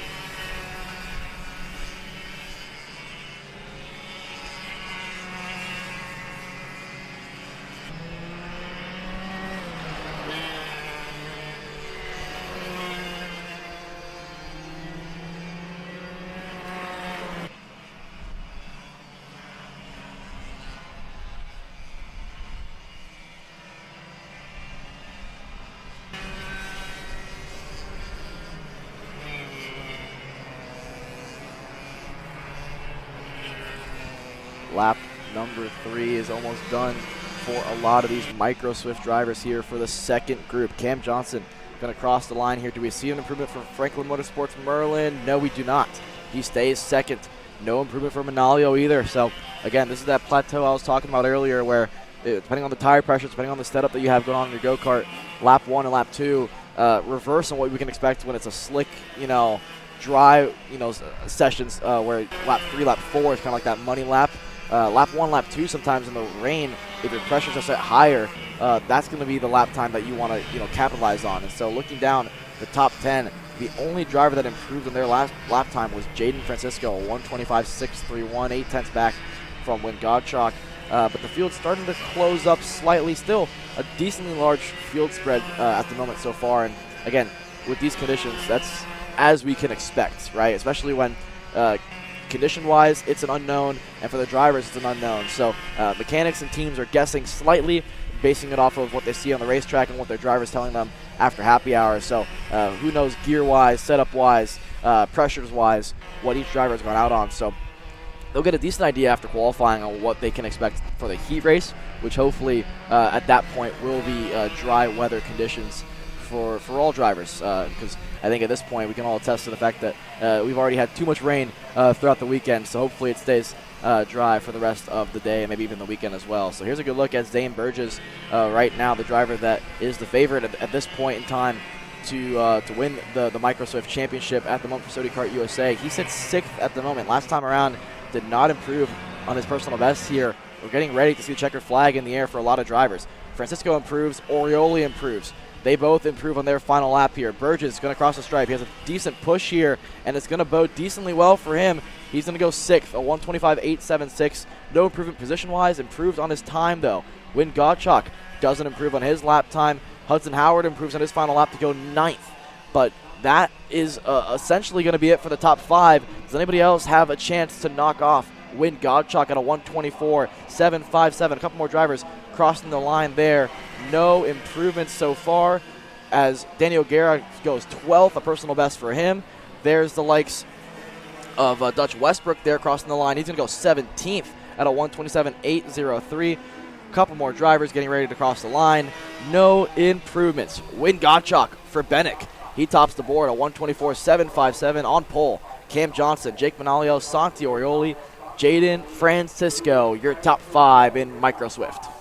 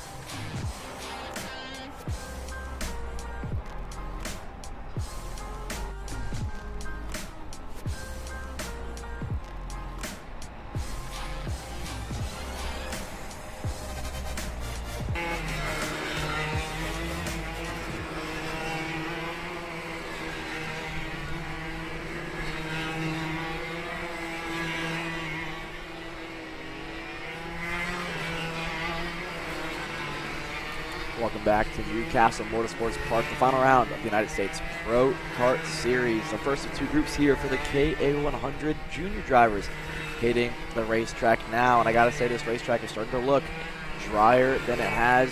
Looking at the commentators booth right now, looking at turn number 1 alone, there's a dry line starting to form here. So I'm going to really be paying attention to what these drivers are opting to go for in terms of tire selection. Vidmontien on wets.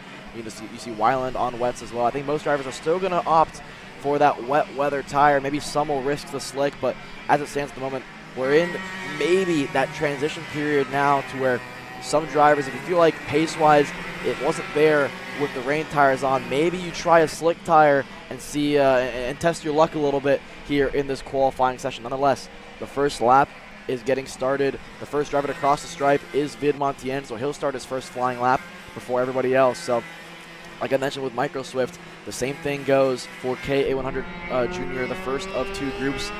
Being in this first group, this is the importance of happy hour and being quick enough in happy hour to where you don't have to be in that first group, because this track will continue to evolve in the positive direction where the track's going to get faster and faster. And so being in this first group, your job is just to qualify as best as you can, because you know most likely most drivers, or a lot of drivers in that second group, are going to beat your lap time, not because they're faster than you, but because the track is just better than what it was in that first group. And I think it's all, in Enzo's case, it goes as little as being the first driver to cross the line. I think being the last guy to cross the line, you're going to have the best racetrack. Those are the conditions that we're playing with now at the moment, where this track is drying every single lap, every single corner these drivers start to go for. And so Vidmontien, you see him start to dance with that rain line, but he's starting to get lower on the racetrack. I know we saw in that Microsoft class, there were more and more drivers, I saw Zane Burgess being one of them, that were starting to go lower on the racetrack, maybe trying a semi-dry line, still opting for a slightly wider line than the normal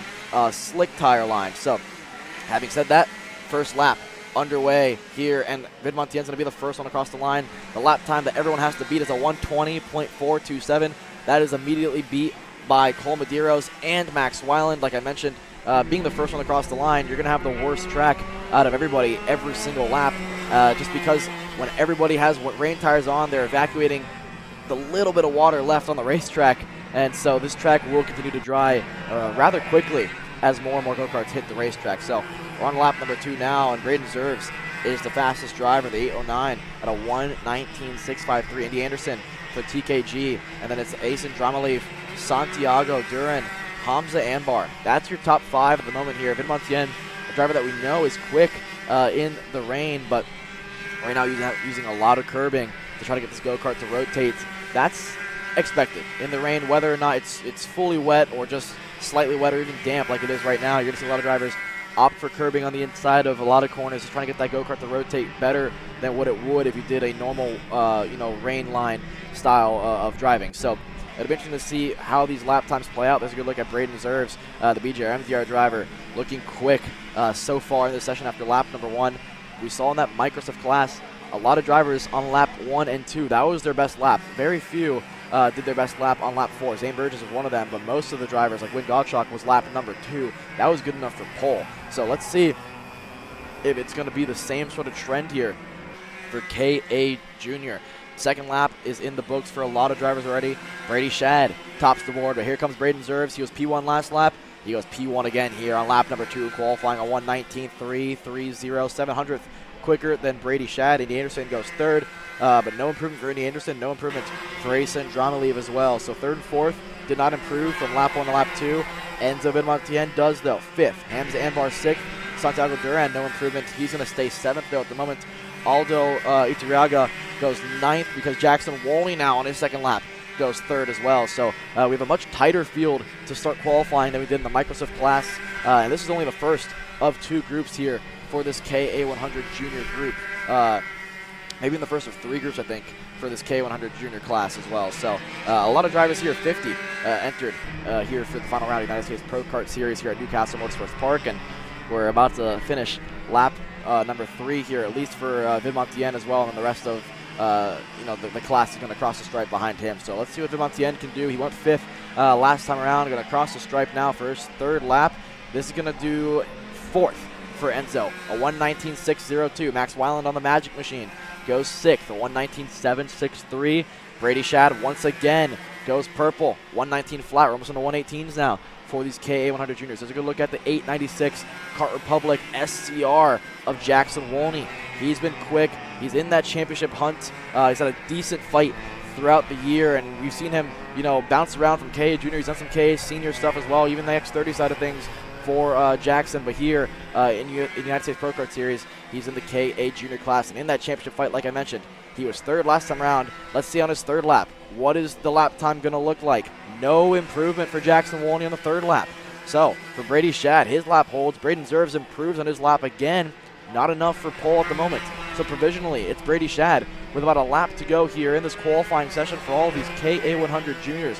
Vid Montien improves, Max Milan improves. The rest of the top 13 does not improve on their lap from lap number 2 to lap number 3. So the same sort of trend from Micro Swift to Junior is happening to where that first 2 laps, that's the money window for a lot of these drivers. Again, it all depends on how you set up the go-kart. All depends on the pressures. All depends on the style of driver you are. But nonetheless, checker flag in the air for the first driver to cross the stripe. Enzo Vidmontien goes third. 5/10 back from Brady Shad. It's a decent lap for TKG's Kart Republic there. But Jackson Wolney, we see him going through the showcase corner now. A couple corners left to navigate here at the United States Pro Kart Series final round at Newcastle Motorsports Park. Looking at the timing and scoring, no improvements for Indy Anderson. Dramaleev, no improvement. Braden Zerves, no improvement. Hamza Anbar, no improvement as well. Max Weiland does improve on his lap. At lap number 4, 119.622. He's inside the top 5. So for Jackson Wolney, he's survived the onslaught of attacks here in terms of lap times for the drivers behind him. So this is looking to be a top 5 no matter what to start the qualifying session. More groups to come later on, though. For Wolney, no improvement. He's going to stay 4th.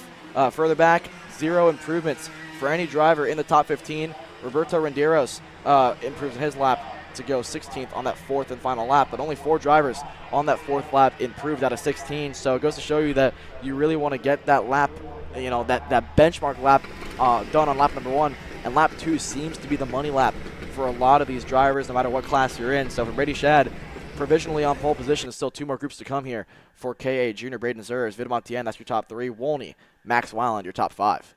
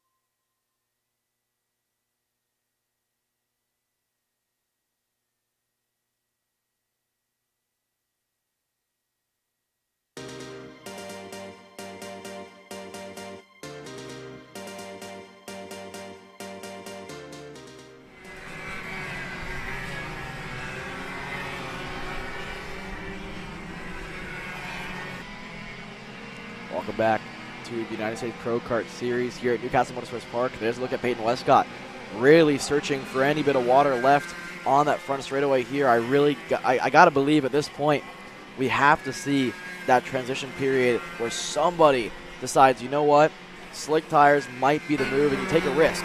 But like I mentioned earlier on in the broadcast during happy hour, you can take that risk in happy hour, and it doesn't mean all too much. But in qualifying, that risk, if it doesn't pay off, it's going to really cost you throughout the heat races. If it does do well for you, well, then you look pretty smart and you qualify near the front for all your heat races. But qualifying is one of the only sessions, obviously besides any sort of racing action, where the risk, it doesn't always outweigh the reward, especially if you're a driver that was fast, no matter if it was dry or wet. So Peyton Westcott, we saw how quick she was in happy hour, topping the board by over half a second.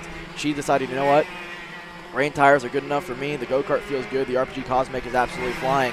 But we're going to see if other drivers agree, or maybe they decide now is the time to go for some slick tires here on this drying racetrack, quickly drying racetrack now. As Westcott's still going for that rain line, but I think that line is going to start to shift throughout this session, as just got some intel there. Travis Pettit on the TV machine is on slick tires. So he's going to be the driver that we're all watching for in comparison to what the rest of the field is doing on range. There's the slick tires on the TV machine. Got to say, it looks a lot better than when Clay Settles was on it about an hour ago where the track was still too wet. I think at this point, it looks wet, but Travis Pettit is wheeling this go-kart around to start his first flying lap. So it'll be interesting to see where Pettit stands compared to the rest of the field. He's going to be the driver that everybody in the pits and in the scale line and everybody tuning in is going to be watching in terms of what his lap times are in comparison to everybody else. Right now, it's points leader Sebastian Garzone, a 1:18.1, 6/10 clear of the likes of Charlie Smith in second, Westcott third, Abernathy, Isaac Nowlin. That's your top 5 after lap number 1. Pettit, his first lap. Where does it put him on slick tires? Nowhere near the top 15 at the moment. Travis Pettit, a 1:20.3. He is 2.2 seconds off the pace on lap number 1.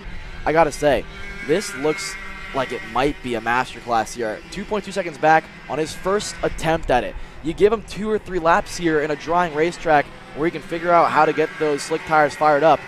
This could be a decent session here for Travis Pettit and TB, but I gotta say, even if it doesn't work out for him, that third and final group in KA Junior and heading into the KA Seniors, this might be the transition point where we see drivers go onto slick weather tires. Nonetheless, we're getting ready to complete lap number 2. Charlie Smith didn't improve. Abernathy does not improve.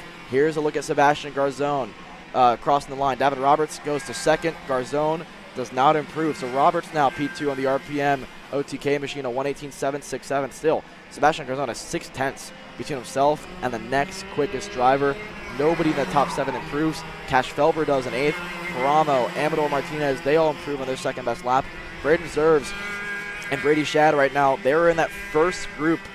They sit 7th and 11th respectively at the moment, now 12th for Zerves.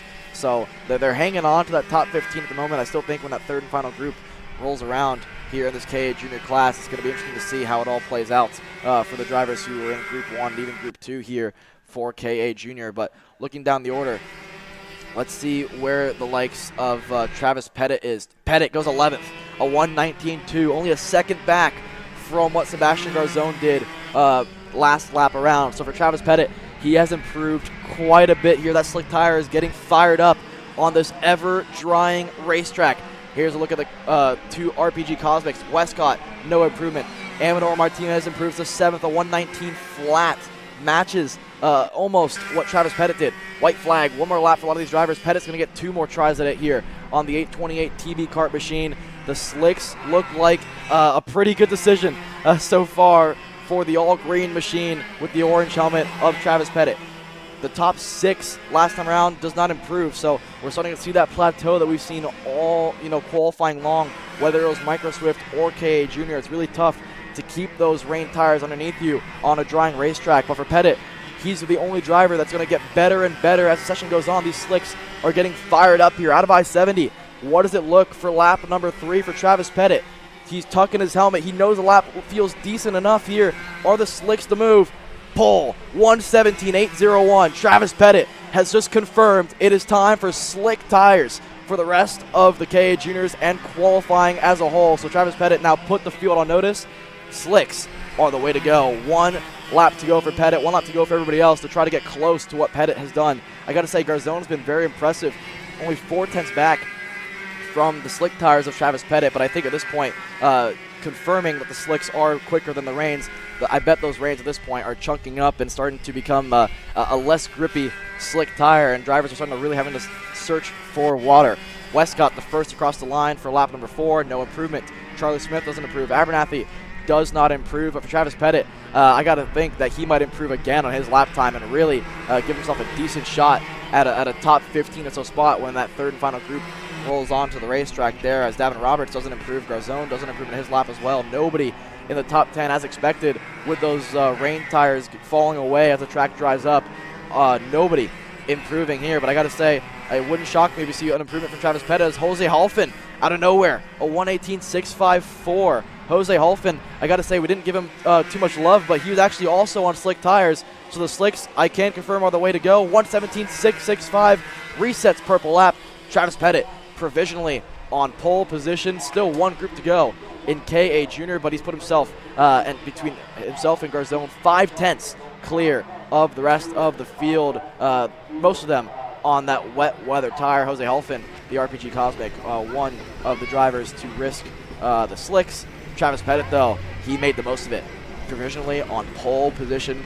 What a call from TV Kart as Caleb Vieska now is joining back in the booth. Caleb, I mean, you didn't get a chance, I don't think, to watch too much of that session, but I got to say, TV Kart looks pretty smart right now.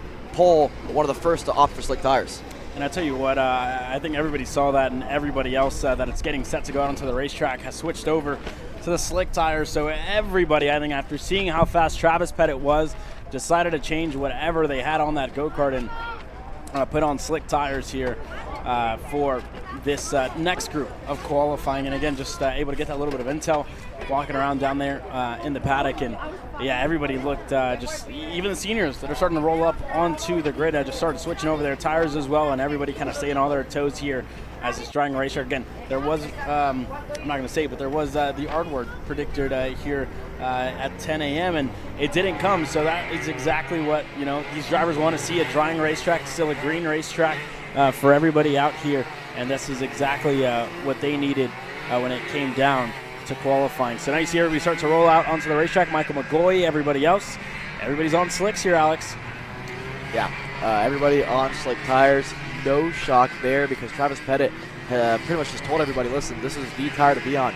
There's Diego Ardiles, one of the championship contenders in both classes this weekend in the junior side of things for KA and X30. And Ardiles, we know, is a driver that's pretty quick in the rain and damp conditions, but now in dry conditions, this is one of the first times all weekend, at least since yesterday, all the way down to Thursday, that drivers are actually going to see a decently dry racetrack. This is not the driest we're going to see it hopefully throughout the weekend, but now on slick tires, there's not a whole lot of intel, not a whole lot of data that these teams and drivers have to go off of this weekend. They've obviously been here and done this layout enough, most teams, to have an idea of what a baseline setup would look like, but on a drying racetrack with slick tires, I still think you have the unknown factor that it comes down to how confident the driver is and how confident the team is if they gave him the right setup. Yeah, and that's a key point here as well, Alex. Everybody is going to want to know that, you know, they're confident in what they're doing and in how their session is going to progress here as it continues to get better and better. But we're starting to see that, you know, the weather is cooperating just a little bit as McGoy right behind Diego Ardiles starts to trying to warm up those tires to try and get in a little bit of heat into it and get it done here. So McGoy's still going around and trying to continue his charge up the order here in qualifying. Again, first couple of laps not going to be too relative early on, and they are just going to continue to get quicker and quicker as those tires start to get up to speed. And again, talking with some of the senior drivers, going on new sets of rain tires was definitely not helpful. Austin Garrison and Brandon Carr both on new tires and didn't go with the, I guess, intermediate, the used set of rain tires for their session, which is why they were just way off the pace. So finding a change here is going to be important for them and important for these drivers as well to start to get up to speed. Again, qualifying not finished, just getting started here with your final group in K100 Junior qualifying. Well, here we go. First lap in the books for a lot of these drivers. Ardiles, he's in across the stripe. Where does it put him? Nowhere near the top yet. Fifth at the moment. I got to say, here we go. The lap time's starting to tumble quite a bit. Eric Doan, his first lap, a 1:16.6. Dean Peterson, Luis Fernunez, Augustus Toniolo, they all top what Pettit did in that previous session. And this is the dilemma of, like I mentioned, when you have a drying racetrack, being in this final group, in this case the third and final group, is always an advantage because you get the best possible racetrack.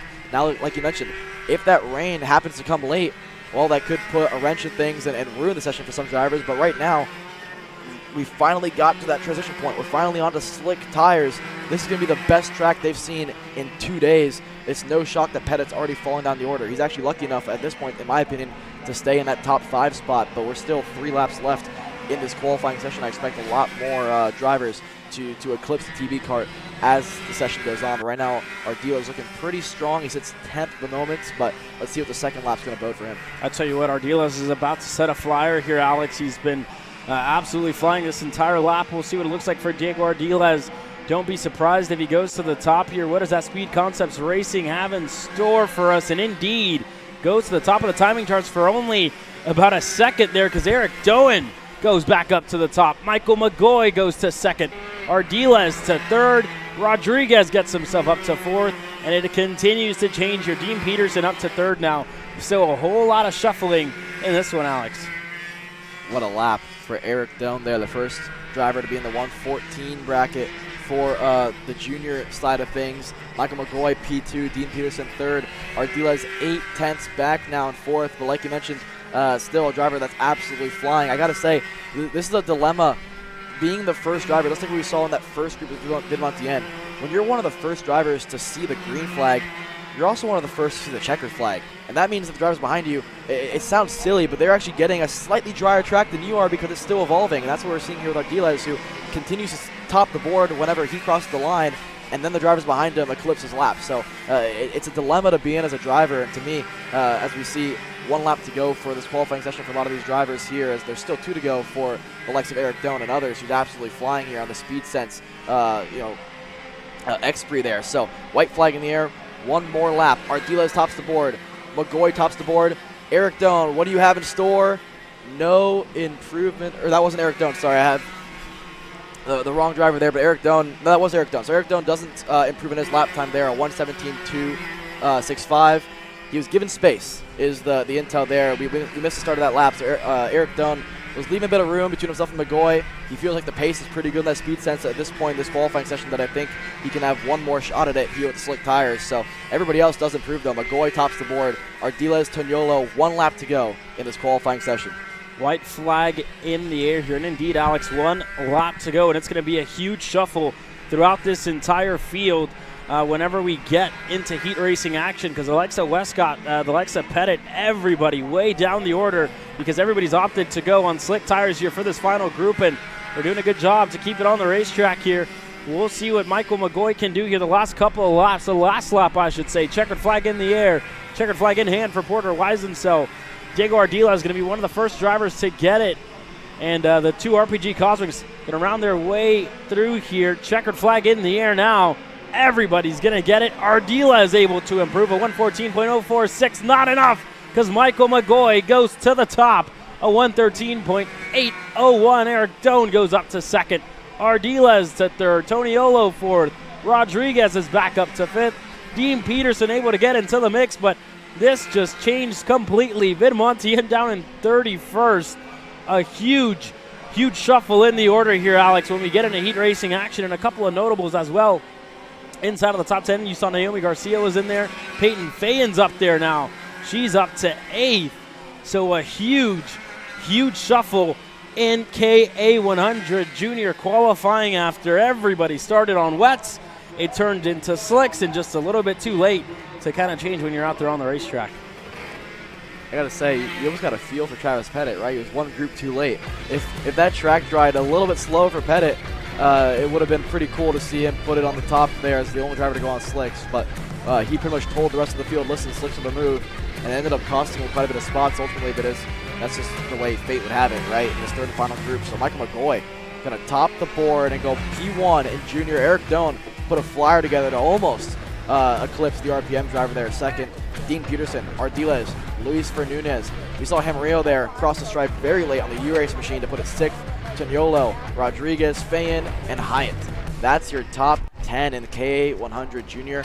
Like you mentioned, Caleb, a very mixed up field. Look back to 16th for Pettit. Garzone, your points leader, in 17th. You have to go all the way down to 21st for Peyton Westcott, who was fastest in the happy hour session. We saw Brady Shad top the board for quite a bit of time there. Murphy, Zerves in 29th. Vidmontien and Jackson Wolney, 31st and 32nd, respectively, Caleb.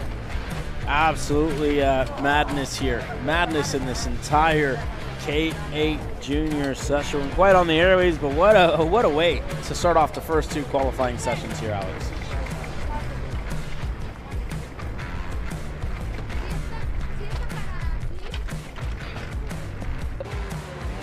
Brandon, why are there all these charges for just over $200?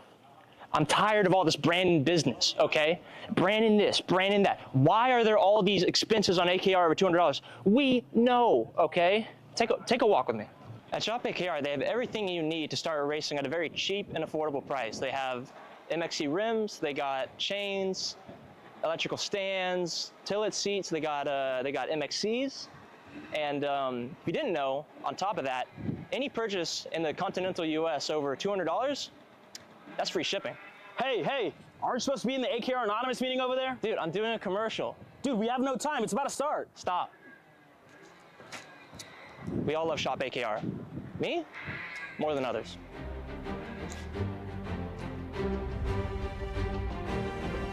What do I get at Shop AKR? MXC rims. Are you ready to get behind the wheel?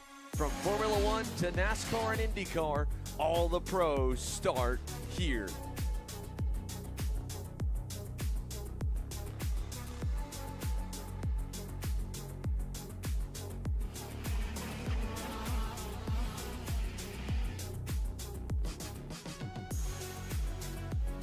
For more information, check us out online at mcckarting.com or call us and go racing today. Parallel USA, a top-level performance team with unmatched hospitality, offering a full-service driver development program with year-round testing available in Miami, Florida, and the official North America racing team of Parallel Racing Chassis. Chassis and parts available at parallelusa.com.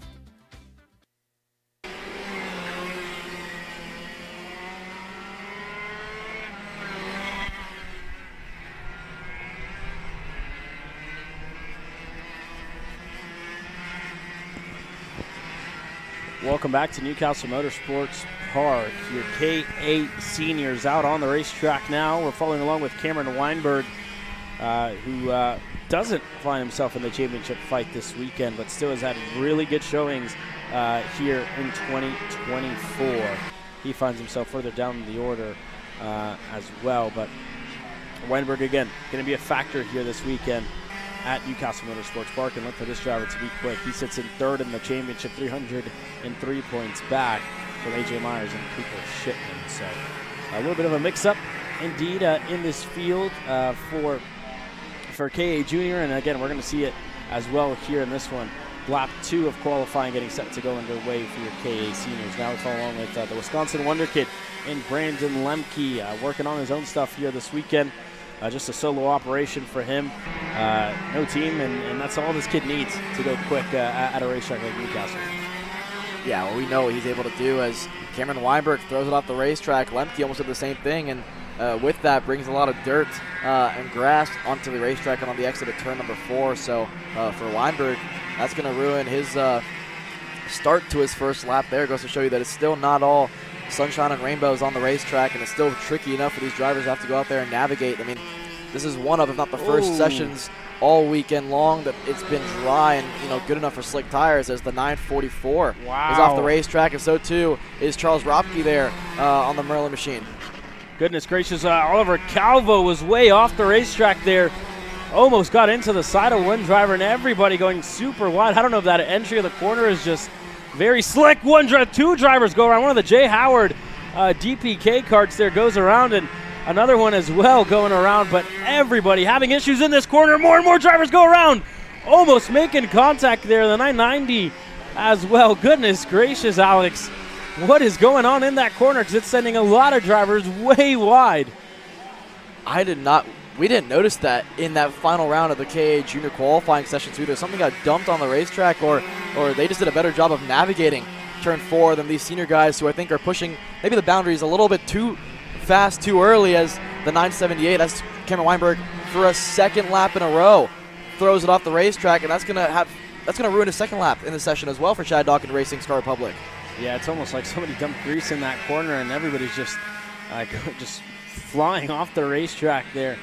It's just super tricky. And again, talking to a couple of drivers while I was down there in the paddock, Connor Ferris, spoke to him just momentarily, and he was saying, he was like, man, it's going to be a good weekend, but I'm just trying to stay dry, and this is exactly what he wants to see. He still has that wetsuit on, but a very dry racetrack. And again, if you find yourself off the racetrack, then you will, unfortunately, just get your socks just that little bit wet. But we'll see what Brandon Lemke and Connor Ferris can do this time around.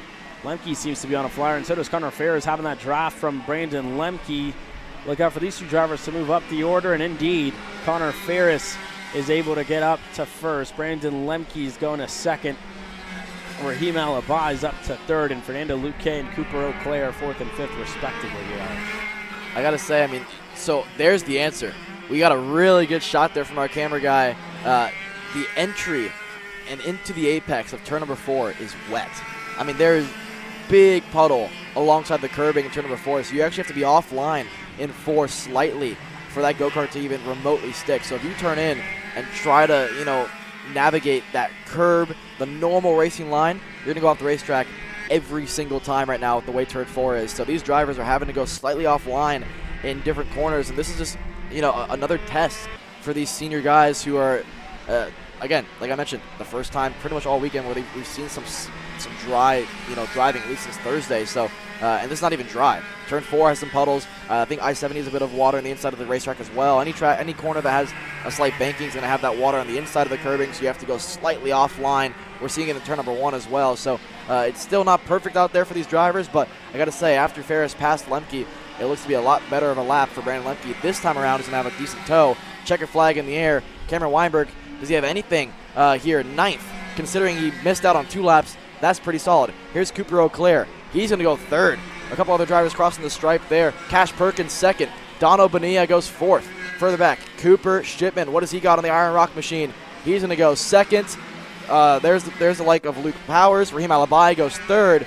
Ferris right now in group number 1 tops the board. Only 8 thousandths clear of Cooper Shipman. It's pretty tight.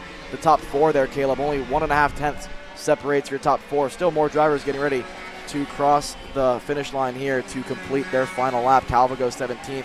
Underwood goes 10th. A couple more drivers crossing the start-finish line here, but no improvements for the rest of the top 10. Kane Martin might have something to say about this one. He goes 3rd on the Nash Motorsports EOS machine. So Kane Martin, we saw him dropping off the racetrack on lap number 1. He answers the call there. Top 3 so far in the first of 2 groups in KA Senior. It's all about Connor Ferris, though. And then it's Shipman, Kane Martin, Alabai, Cash Perkins. And I got to say, Caleb, this track will continue to get drier, and I think that second group is still going to have the advantage. Yeah, and again, we're still 5 seconds off the dry pace here, so still kind of drizzling on the racetrack. And again, if you're wondering why the qualifying or the morning warm-up session, it wasn't relative to what it was or for the happy hour. Blake Hunt, United States Pro Kart Series race director, announced this morning that they were going to not have a fast and a slow group. It was going to be an even mix. The first warm-up will be A, and then second B, and third in C. So again, that's why you're seeing just a little bit of an even spread, but it has seemed to benefit the drivers in the later groups as well, right? So you're seeing a wide variance of different things. And you saw Westcott, who was quickest in the morning warm-up. She finds herself way down the field in KA Junior as well for some of the drivers here in KA. So this track is just going to get faster and faster, Alex, and it's going to fall into the hands of those drivers who are going out later than the rest. Yeah, well, the second group consists of AJ Myers leading them out to see the green flag for their 4-lap qualifying session behind him, Mick Gabriel, and then Eli Warren as well. So I think if you're in the second group, I mean, we got the intel that it's still drizzling on the racetrack, so who knows how much it's going to play a factor on the overall lap time that we see. So maybe we're at that point now where the track is drizzling enough to where all of a sudden Group A is better than Group B. Who knows? We'll have to wait and see. I got to say, looking at the commentator's booth here, the dry line was forming in turn number 1. That's decently heavy rain. It's drizzling enough to where all of a sudden you're going to have some tricky corners there, Caleb. And like I mentioned a couple sessions ago, I saw a dry line in turn 1. It has now become, once again, just one dark patch throughout the apex of turn number 1, which means that it's getting slightly more wet on the racetrack. And with slick tires on all these KA seniors, this might be that point, like I mentioned, where you talk about the rain is supposed to come at 10 a.m.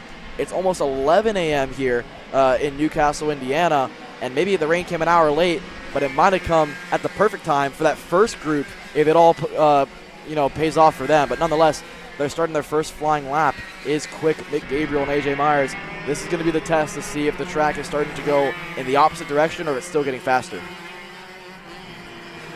Yeah, track still continuing to progress. AJ Myers out there, and again, we can't fail to mention just the raindrops that are falling on our window here from our tower, Alex. And it's just going to start to raise concern for a lot of drivers that are out there on the racetrack. And for AJ Myers, who sits 20 points ahead of the championship, if this track continues to get progressively worse, and Cooper Shipman sits in a really good spot going into the heat races to put himself in a good spot. And for AJ Myers, he's on the other half of it, trying to fight for a championship as well with only a 20-point lead.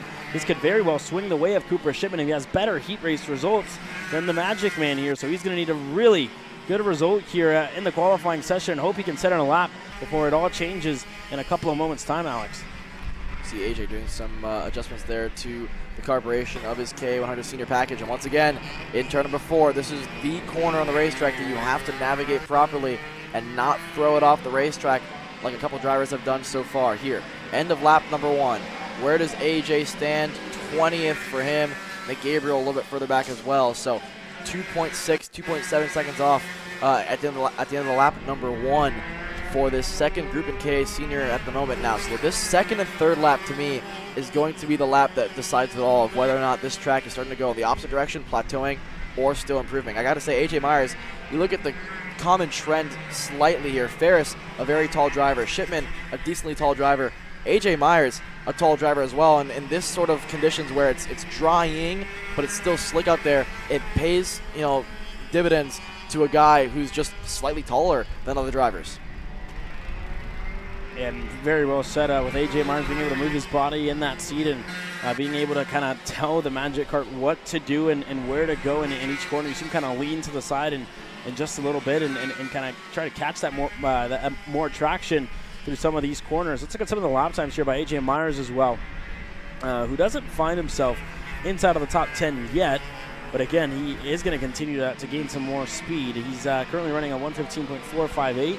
That was the first lap. We'll see what the second lane looks like for AJ Myers. It should be a lot quicker that time around, and it's not much better, honestly, here, Alex. He's able to improve a little bit, but not enough to even make a dent on the gap that the top 10 have. He's up to 13th, to 1:13.415.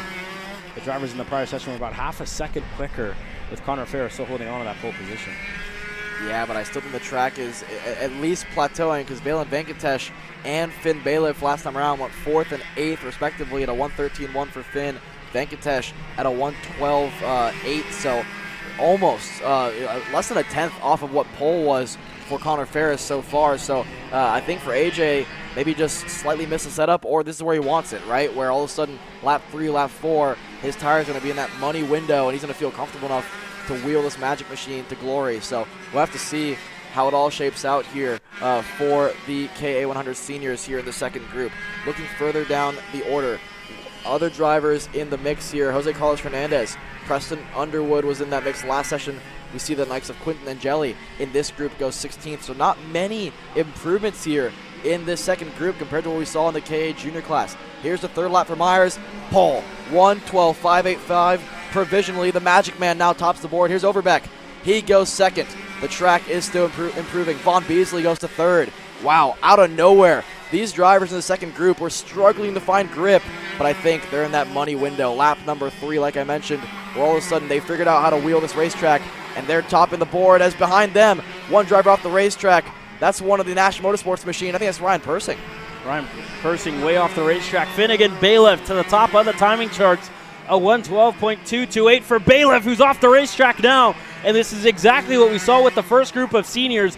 Everybody just going way off. Ben Gaunt off the racetrack as well. So everybody going to burn this final lap. And if you went off, you might as well just dive into the pits and save those tires just that little bit more. More and more drivers off the racetrack there. One of the BJR machines and another driver way off.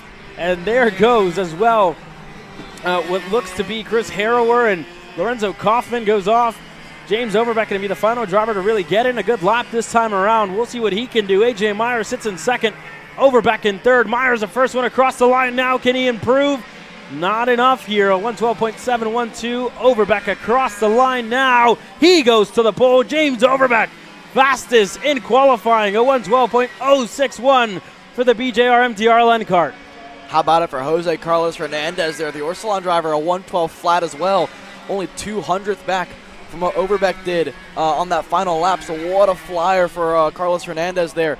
Checker flag waved for the final couple of drivers, but most of them, like you mentioned, Caleb, threw it off the racetrack to start lap number 4. So I don't think we're going to see any improvements for many. Valen Venkachev goes 5th, 5.5 tenths back from what Overbeck did. That's an absolute flyer for the BJR MDR driver. I got to say, Finn Bailiff's lap is very impressive considering the fact that he still had one more in him until he threw it off the racetrack on that final attempt. So for Overbeck, pole position in KA Senior, Carlos Hernandez, Finn Bailiff, your top 3, AJ Myers 4th, Venkatesh 5th, Vaughn Beasley, a good run for him to finish 6th, and Jelly, Ferris, Shipman, Martin, your top 10 at the end of KA Senior qualifying.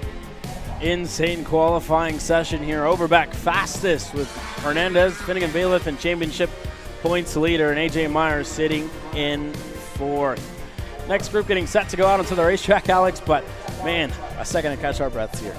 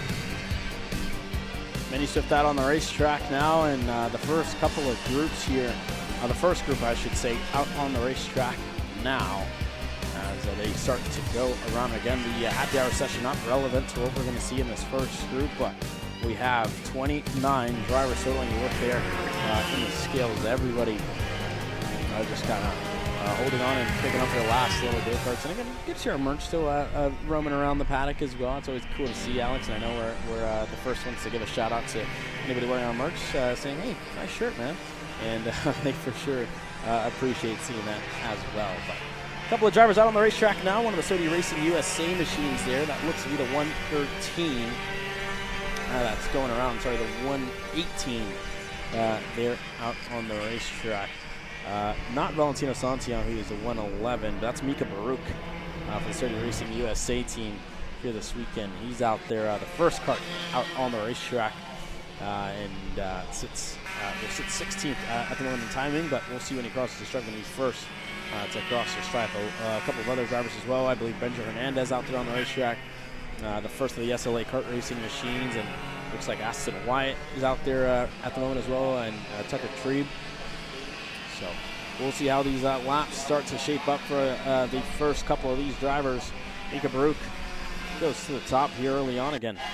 Not relevant for now. Isaac Payne out there as well. So a good little split of groups here, and we will find out where Parker Ives sits out there on the racetrack here in a couple of moments.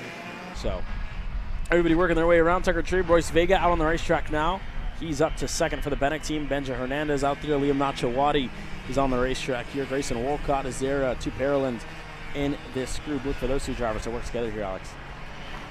I got to say, now is as good a time as ever to shout out the fact that this is very tricky conditions, especially for these young drivers, right? I mean, you look out the commentator's booth and you can see there's wet patches, dry patches. You're going from unknown after unknown. We still see turn 4 being very tricky. We saw Baruch almost drop off the racetrack to start lap number 1 for him. So very tricky conditions for these young drivers. We see the seniors going off the racetrack. So there's a look at one of the Burrell machines there. Eddie there. Off the racetrack, way off the racetrack. Let's show you how slick it is in turn number 4.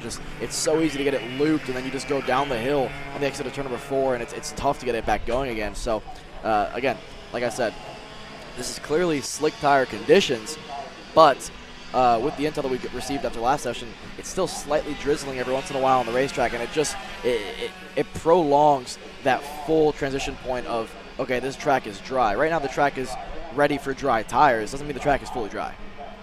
Yeah, no, Indy, there's still very slick spots on the racetrack and very, say, damp. And again, anything offline like we've seen all year long is definitely going to be super tricky for all these drivers. You see how busy Royce Vega is on that steering wheel, kind of having to correct in the middle of the corner to hold on to that Bennett machine. And you see him going around. This is one of the biggest trouble spots as well for a lot of drivers. For all your KA senior drivers, he's able to get through quite nicely. But you see how dirty it is on that racetrack. All the grass that has been brought onto the racetrack from all the senior drivers, it's not going to help out these young drivers' tires at all, Alex. And when you get to the next corner, it's going to be dirty tires with dirt and whatever on them as well. And whether it's water on the racetrack, it's just going to mess and interfere with the braking points of all these cadet drivers. Yeah, well, I've seen a couple of them try to avoid the dirt as best as possible. It's pretty tough when it's right on the exit of the corner on a very fast corner like turn number 4 is. But to me, it does pay off if you can avoid it, because like you mentioned, turn number 5 comes at you quick enough to where you don't want to have any sorts of leaves or dirt on your tires that could affect your brake zone, affect your turn-in, affect your overall handling of the go-kart here. And I think Royce Vega did a pretty good job last time around to avoid most of the dirt here. And as he goes through I-70 corner, he sits P2 at the moment now, but for his 3rd lap here, white flag in the air, he's going to have one more chance today here for the Bennett, but he's got a really good toe behind one of the Parallel machines. This might be a really good lap for Royce. Crosses the stripe, P1, a 1:16 flat, a second quicker than the rest of the field as it stands at the moment. Still getting Royce Vega still gaining a lot of time here on what looks to be the 180, either Liam Nachawati there. Indeed is Liam Nachawati, so 2 Texans out on the racetrack now, kind of pushing each other along. Vega able to get that draft from Nachawati, who's up to 3rd. But again, another group set to go out onto the racetrack here momentarily, and we'll see what they can do. And Nachawati hits that puddle on the racetrack. Almost goes sideways there into the cell tower hairpin, and going to slow him way down and going to lose any hope of getting a draft off of Vega there. A lot of car lengths in between those 2 drivers as they get ready to head onto the straightaway here on the exit of scoreboard. Half a lap to go here for a lot of these young drivers, including Royce Vega. And I got to say, I mean, that lap time from him was unbelievable. I know he had the assistance of a toe from Liam Nachawati, but still a second clear of the rest of the field as it stands at the moment. Mika Baruch, a pretty solid lap for him on the Stody machine on his final lap. 3.5 tenths back from Royce Vega. He goes P2 here in the first of 2 groups here in Mini Swift. Checker flag is out. What does Royce Vega have in store? Does he have anything better than his 1:16 flats? No improvement for the Bennett driver. A couple more drivers getting ready to cross the line here for their final lap in Mini Swift qualifying further back. There's a look at, I believe that might be, is that Benja Fernandez there? It was no improvement for him. Further back, you see the likes of Grayson Walcott improved to 9th. Simon Jack Klein goes to 7th as it stands at the moment. Nachawati goes to 6th. Really no improvements down the order. Jack Klein now improves in his lap time, but still stays in 7th. Improvements for lap time wise, position wise, nothing. Tucker Trebe improves to a 1:17.1 but stays in 4th place. The only driver that actually did improve in their lap time was Royce Vega and Bashi Jimenez in the top 5. So that entire top 10 stayed as is. Order wise, lap time, we saw the improvement throughout the session. So Royce Vega proving the importance of a toe here with how quick his lap time was in that 3rd lap. Yeah, and again, expected to change here just a little bit. Parker Ives and company still getting set to hit the racetrack here, so that Nitro Kart could be very quick here when he goes out. And again, start to hear those engines get fired up, and they get set to head out onto the racetrack for the second half of your Mini Swift drivers here at the United States Pro Kart Series in the final round. So wait for those engines to fire up, and we'll continue to bring the action live here.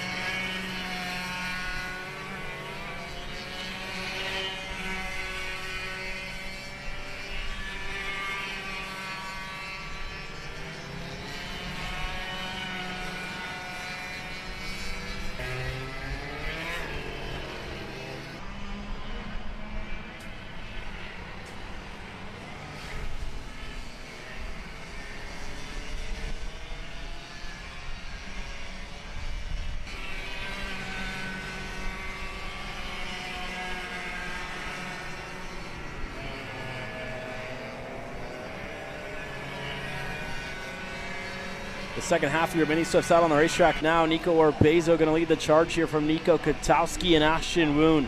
Marco Salmon also in this group, so look for these drivers, a lot of class in this field, in this group, I should say, Alex, and expect these drivers to try and work their way up the timing pylon here on the left-hand side of your screen, and look for those drivers to kind of start to shuffle names around all the way throughout the field as Orbezo sends it off the racetrack there on the exit of turn number 2, way off there for Nico Orbezo, and that's the corner that has provided a lot of issues for a lot of the senior drivers, and it's now bit 2 of our cadets here, Nico Orbezo and Marco Samet.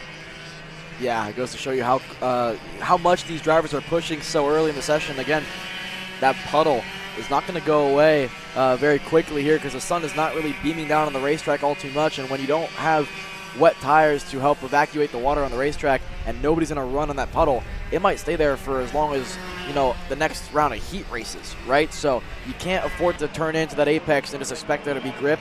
So I think, unfortunately, these drivers are going to learn the hard way like Salmon and Orbezo did. Listen, that apex is still slick. You can't get down there. You have to just run a slightly wider line in turn number 4. And it's going to cost you overall in lap time compared to what it would be in the dry. But again, our lap time pace is not as quick as what we would be in the dry as well. So again, ever-changing conditions for all these drivers. The track continues to slightly improve. I think at this point we've reached a small plateau at Newcastle Motorsports Park. But I will say, looking at our commentator's booth, a couple sessions ago, that turn 1 dry line went away. It's back now. So I think that drizzling has slightly stopped, and that bodes pretty well for these mini drivers. But Ashton Woon throws it off the racetrack, and that's going to burn a lap for him. Yeah, unfortunate there for Ashton Woon. Katowski now going to be the driver to lead this group away. Orbezo able to now get closer to that Paralyn machine, that Super Tune Paralyn of Ashton Woon, and as well for Marco Samet, 2 of the OTK cadet drivers that have spent some time in Europe already this year are working their way through the field here as well. And again, nobody able to work their way up in the order. Whenever we saw the KA seniors, it was almost until the last lap as more and more drivers continue to send it off the racetrack there in this corner, the scale tower left-hander now, you could say, but it's definitely a wild start to this one here, Alex, and everybody just still tiptoeing their way around this racetrack, trying to learn the conditions out here as well. And you see Woon point Nico Orbezo by, and going to try to get a draft here out of Nico Orbezo, so look out for Ashton Woon to try and work his way up, and for Nico Orbezo to try to set in a flyer this time around. Nico Katowski, the first to cross the stripe. He's able to work his way up to 10th. Orbezo shuffles it up just a little bit, up to 8th. Marco Samet goes up to 3rd. So the BJRLN Kart is able to work his way a good number of spots and up to 3rd, and already starting to shuffle around this mini Swift field here. Oh, Ashton Woon playing with fire there. We saw him last time around drop it. This time he dropped maybe half a tire, kept it on the racetrack though, and that's all you can ask for the Super Tune Paralyn driver, who I think at this point is on the back foot looking in here in this qualifying session as Marco Samet, who went 3rd last time around.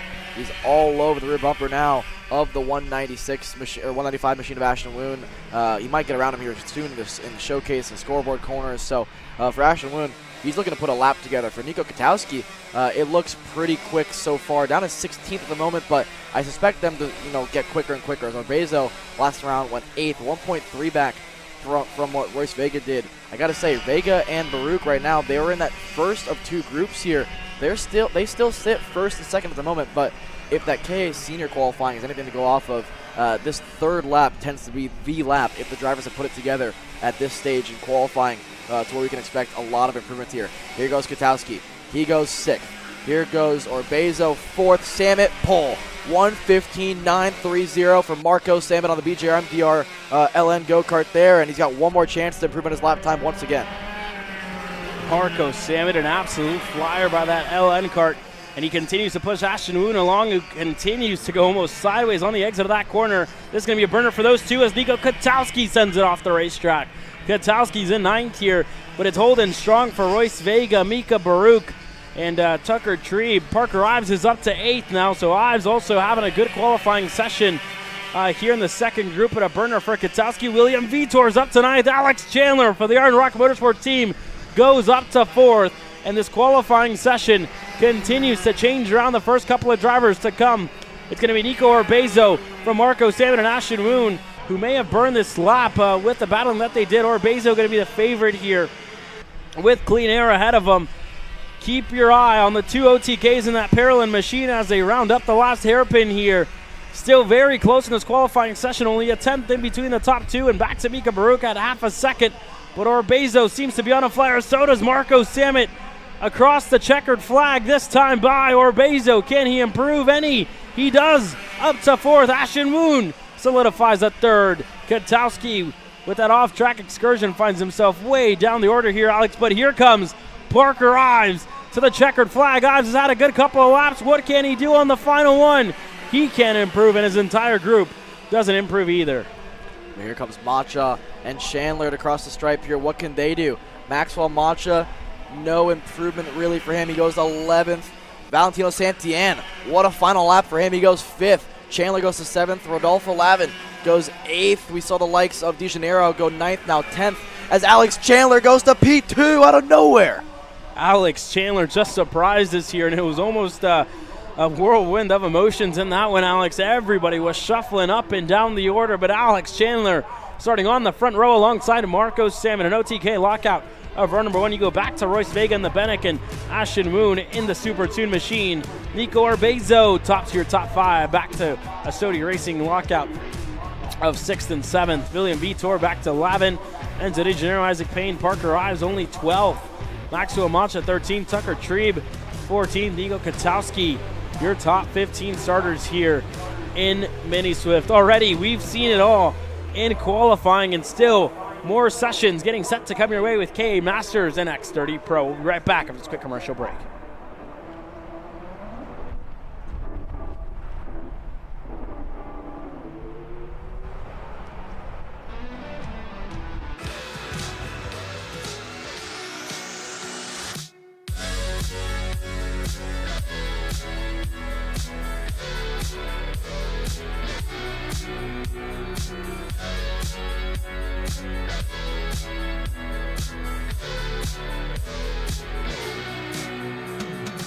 Are you ready to get behind the wheel?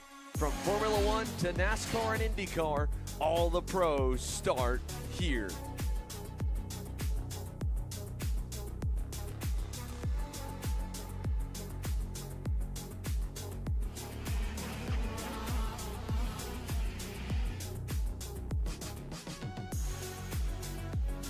For more information, check us out online at mcckarting.com or call us and go racing today. This is Henry. Henry feels sad. Henry feels sad because it's time for his next big race and his go-kart is in bits. Henry doesn't know that Acceleration Kart Racing is the United States' #1 shop for all of your karting equipment needs. Henry also doesn't know that Acceleration Kart Racing can deliver anything from tires to race suits and even wheels directly to your front door or to the racetrack itself, quickly and efficiently, with tech support available 6 days a week. Poor Henry doesn't even know that Acceleration Kart Racing offers free shipping to mainland USA on selected product if you spend $200 or more. Do yourself a favor.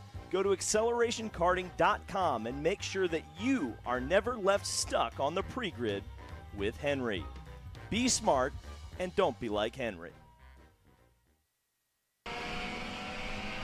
Well, already a little bit of gamesmanship going on here in KA Junior, and again, it's going to start to drizzle just a little bit, so everybody, I would just get on with it at this point, Alex, and try to set in a lap, but everybody side by side, a whole lot of traffic in this one. Alexander Vanchev sends it way off the racetrack and almost into the wall. A couple of other drivers got collected there. Tristan Murphy in the 7-Eleven goes around in turn number 1, but goodness gracious, boys and girls, not a way to start off this qualifying session in mixed conditions.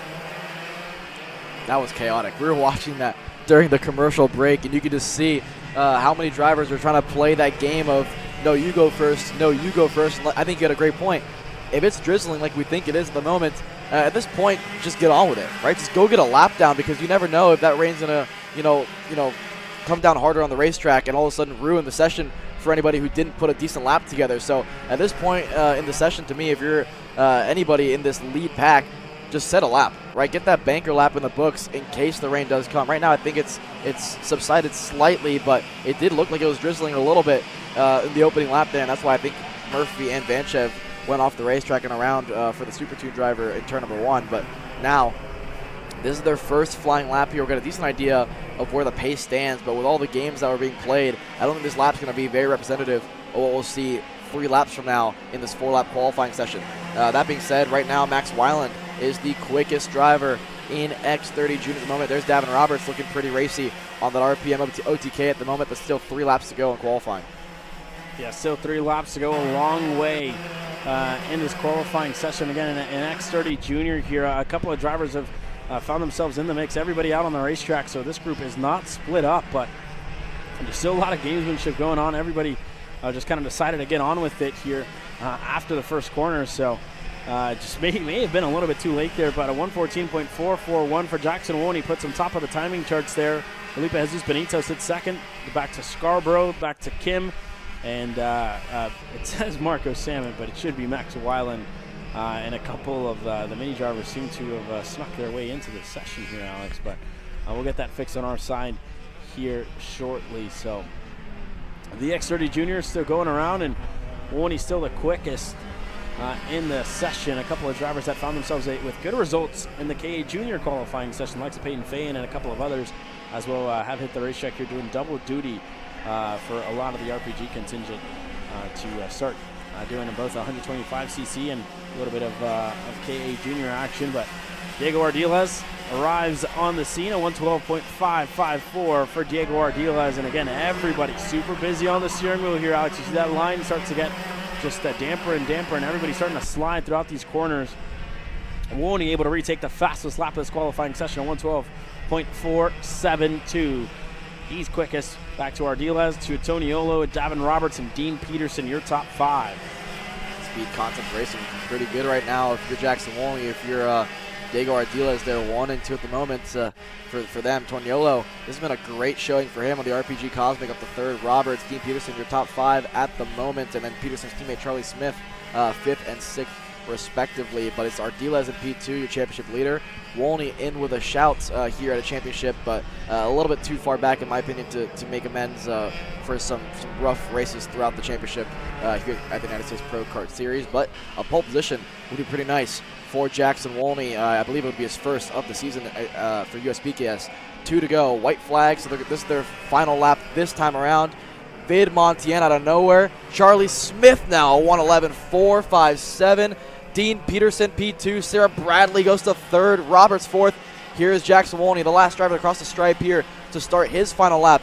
What does lap 3 look for Woney? He went P1 the first 2 laps. Jackson Woney, no improvement. A 113.108. He's in 14th. Not able to improve, but for the Nash Motorsports camp here this weekend, and Charlie Smith and Dean Peterson sit 1st and 2nd. Lock on to that front row here. Everybody else going to try to beat them, but white flag in the air. The final time around for everybody out there on the racetrack, and it's crunch time for them. They need to improve. It's going to be critical for everybody to go quicker on a racetrack that continues to change lap by lap as the rain continues to fall here at Newcastle Motorsports Park. Side by side there for Dean Peterson. He's able to get through, and you see that time start to come back up. But again, Charlie Smith, the driver who's quickest at the moment, purple in qualifying. So that pile on the left, not representative as to what's going on the racetrack. Checkered flag in the air now. The 721 for RPG going to be the first one to take it. Enzo Vidmontien going to be next in 6th. He's not going to improve. Smith doesn't improve. Dean Peterson crossing the line now. He doesn't improve. Diego Ardiles does, though. One driver way off the racetrack. Max Weiland's into the wall. Lillian Scarborough goes to the pole. A 111.298 for Lillian. And Jackson Woney retakes it for Speed Concepts. What a turn of events here in this qualifying session. I mean, you listed about the entire field in a matter of 10 seconds that kept on reclaiming the top spot. Look how hard the rain is falling here, Caleb. It's starting to drizzle, I think, heavier than we would have realized. So it's impressive to see that lap times were still continuing to tumble down the order, and I think that's just an attest to the fact that once you get heat in those slick tires, they're decently quick even in the drizzling rain conditions. So for Jackson Woney, he made that Speed Concept Recipe Car Republic work throughout that session. He went top of the board 3 of the 4 laps. What a lap for RPG Cosmic's Lillian Scarborough, though. P2, front row start for Lillian Scarborough. Vanchev 3rd, Smith, Ardiles points leader. That's your top 5. Nobody, though, is quick enough to match what Woney was able to do. Yeah, nobody was able to even put up a fight there. But for Jackson Woney and Lillian Scarborough, an absolute flyer there in the end to get it done. So absolutely insane there, Alex. And I know we need to take a moment here to catch our breaths, but that was a wild one for everybody here in the paddock and for everybody watching on at home.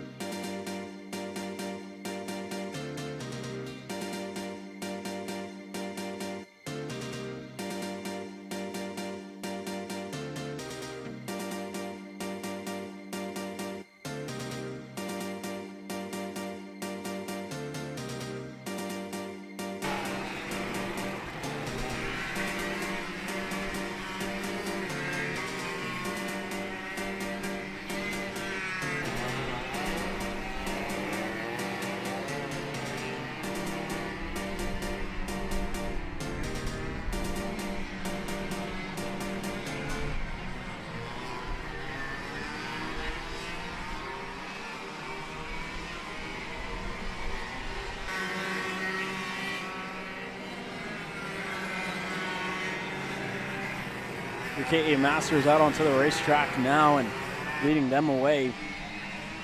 Your likes of Paulo Afonte and a couple of others, but green flag waving in the air. Adam Kreppen going to be the first one to cross the start-finish straight, and everybody tiptoeing around turn number 1. Nobody going to risk too much here, but again, we're getting back to that other crossover point. We're talking about the crossover point from wets to slicks. We could get close to the crossover from slicks to wets here, Alex. And man, for all of us here at Kart Teachers that travel on the grassroots crew and across the national crew, it's been 2 back-to-back wet weekends, and it's kept everybody kind of with their eyes glued on the racetrack, seeing how it's changing, seeing how it's developing. And I think I've learned more about rain racing in the past 2 weeks than I've learned in my entire time of driving. It's only been 3 years, but again, I've learned so much the past 2 weeks watching everybody on the racetrack and people taking those gambles and when to switch, when to do different things as well has been a very, very one of the key factors as well for everybody to learn and to see how the track continues to progress here this weekend. But the Masters, again, we talked about them being quick. Clay Settles gambled the wrong way, unfortunately, in the happy hour warm-up session earlier on this morning, and that put him at the tail end. For Janae Din, though, going around there on the exit of the green corner, finding himself going around, he's able to get back going again, but slowing down a couple of his competitors. But nonetheless, everybody's still going around. Martin Stone, we'll see what he can do as this session continues to progress, Alex. I gotta say, this is arguably one of the hardest conditions to drive on as a racing driver in terms of the track has finally made the transition from rain to dry. And then we have this mist in the air, right? Where it's like, okay, it's drizzling, it's misting, it's drizzling, it's dry, and the racetrack is just ever changing, and you're on slick tires and you know it's the right tire, but the conditions just feel like it's the wrong tire. But if you put rains on, they chunk up in a matter of a lap, right? So this is just so tough for these drivers to have to navigate. And so it's very impressive what these KM Masters are able to do. And right now, as Adam Kreppen is out. Adam Kreppen is out of this qualifying session. He's not going to get a lap in. He's 5th, at the moment 6th now, but that's on his 1 lap that he got. So I'd presume if the track stays dry enough, he'll probably tumble down the order, maybe to P last or close enough to that point. So Adam Kreppen, we didn't get a chance to see what happened, but in Cell Tower, out of this session. It's all falling apart here for the Franklin Motorsports OTK there of Adam Kreppen. Unfortunate for Kreppen nonetheless, but for everybody else, Martin Stone and the entire rest of the KA Masters crew still lapping around. We'll see what Stone can do this time by, and goes to the top for only a second because Nicky Coelho is absolutely flying, and so is Mardan and Miguel Mir, who gets up to third. Pierce Baldus is up to second, and Kreppen going to walk that Gillard into the pits here early. Everybody else still out on the racetrack. Dominic's up to fifth. Stone fell back to sixth that time by, but expect this field to shuffle all the way around and get flipped on its head, Alex.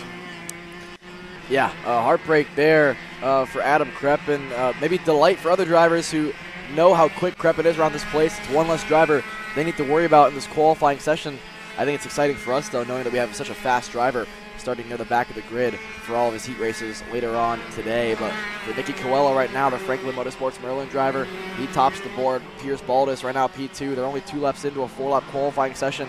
And once again, I think this drizzling that we've seen throughout the day has stopped again. So it's just on and off rain right now as Martin Stone off the pace. He's going to regroup and reset. I think this is smart stuff from Martin Stone.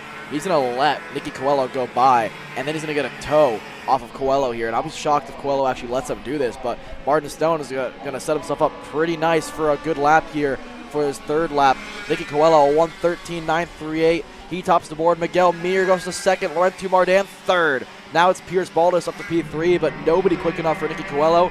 Corey Dominic on the Techno Kart. He goes to P2. Dominic's able to get up to second here. Miguel Mir still sits in third. We'll see what they can do this time around, but again, a couple of new names. This field with 17 drivers total here this weekend, it's definitely provided us with great racing action. David Golonia goes up to second after issues for him in the warm-up session, putting himself up to second. A good position for Golonia to be in nonetheless, and everybody else still going around for Corey Dominic third, Clay Settles fourth. Everybody else still crossing the line now. Scott Kopp is up to fourth now. So the Franklin Motorsports drivers have made it a 1 and 4, putting 2 and 3 in a sandwich here. And we'll see if they can improve this time around, Alex. Yeah, well, Martin Stone looks to be sitting pretty right now at the moment. We saw him last lap. He burned his third lap knowing that he's going to get a decent tow off of Coelho here for his final lap in qualifying. What does it bode for the RPG Cosmic? Martin Stone across the stripe. P1 for Martin Stone. Here comes the likes of Laurent Mardan. Does he have an answer? He has an answer for third. Mardan third, now fourth as Pierce Baldus goes to third. Here's Corey Dominic to fourth. 8/10 back from Martin Stone, who got a great tow off of Nicky Coelho. So they are 1 and 2 respectively at the moment. Couple more drivers waiting to cross the stripe here, but that's an absolute flyer from Martin Stone here, Caleb. 3 or 4 more drivers left, one of them being Clay Settles on the top cart here. Does he have anything for Martin Stone? 5th for Clay Settles. Only 5th here for Clay Settles. What a whirlwind of emotions there for everybody. But Martin Stone set that up perfectly to put in a really good lap there in the end. Everybody else crossing the stripe now. Kara Pilati, Scott Kopp is up to 5th. Last couple of drivers across the line now as the checkered flag waves in the air. What a wild KA Master session here, Alec. Yeah, Martin Stone, you mentioned it. We saw it to start that 4th and final lap. He set himself up to get the tow. It was worth it for him. He felt like, listen, he was towing Nicky Coelho around for those first 2 laps. Why not, repay the favor? And Martin Stone gets the tow off of Coelho. It works out for the RPG Cosmic. Tops the board for KA100 Masters. Coelho, Baldus, Dominic, Kopp, your top 5. We're going to take a quick break, and we'll come back for X30 Pro Senior qualifying.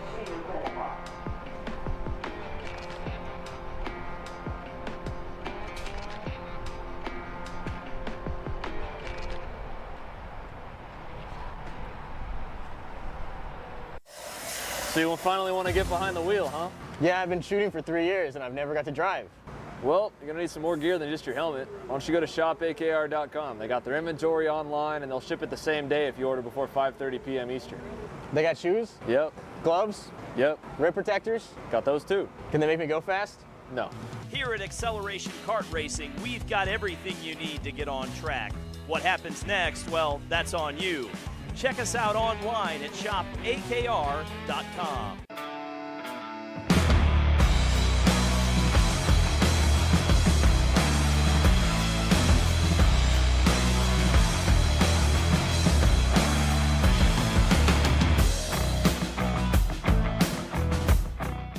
Are you looking for an advantage in your competition? Well, Kart Class has done the hard work for you. We've traveled to your racetracks to give you the inside knowledge. So what does Kart Class offer? We've got drone footage that captures the racing lines, visual markers for your braking points, acceleration zones, and the best overtake opportunities on your racetrack, pedal cam to show you where to brake and when to accelerate, and 360-degree footage to make sure you don't miss any parts on the racetrack. We've covered 13 racetracks in the United States, and Australia, you're up next. So visit kartclass.com to get your track information.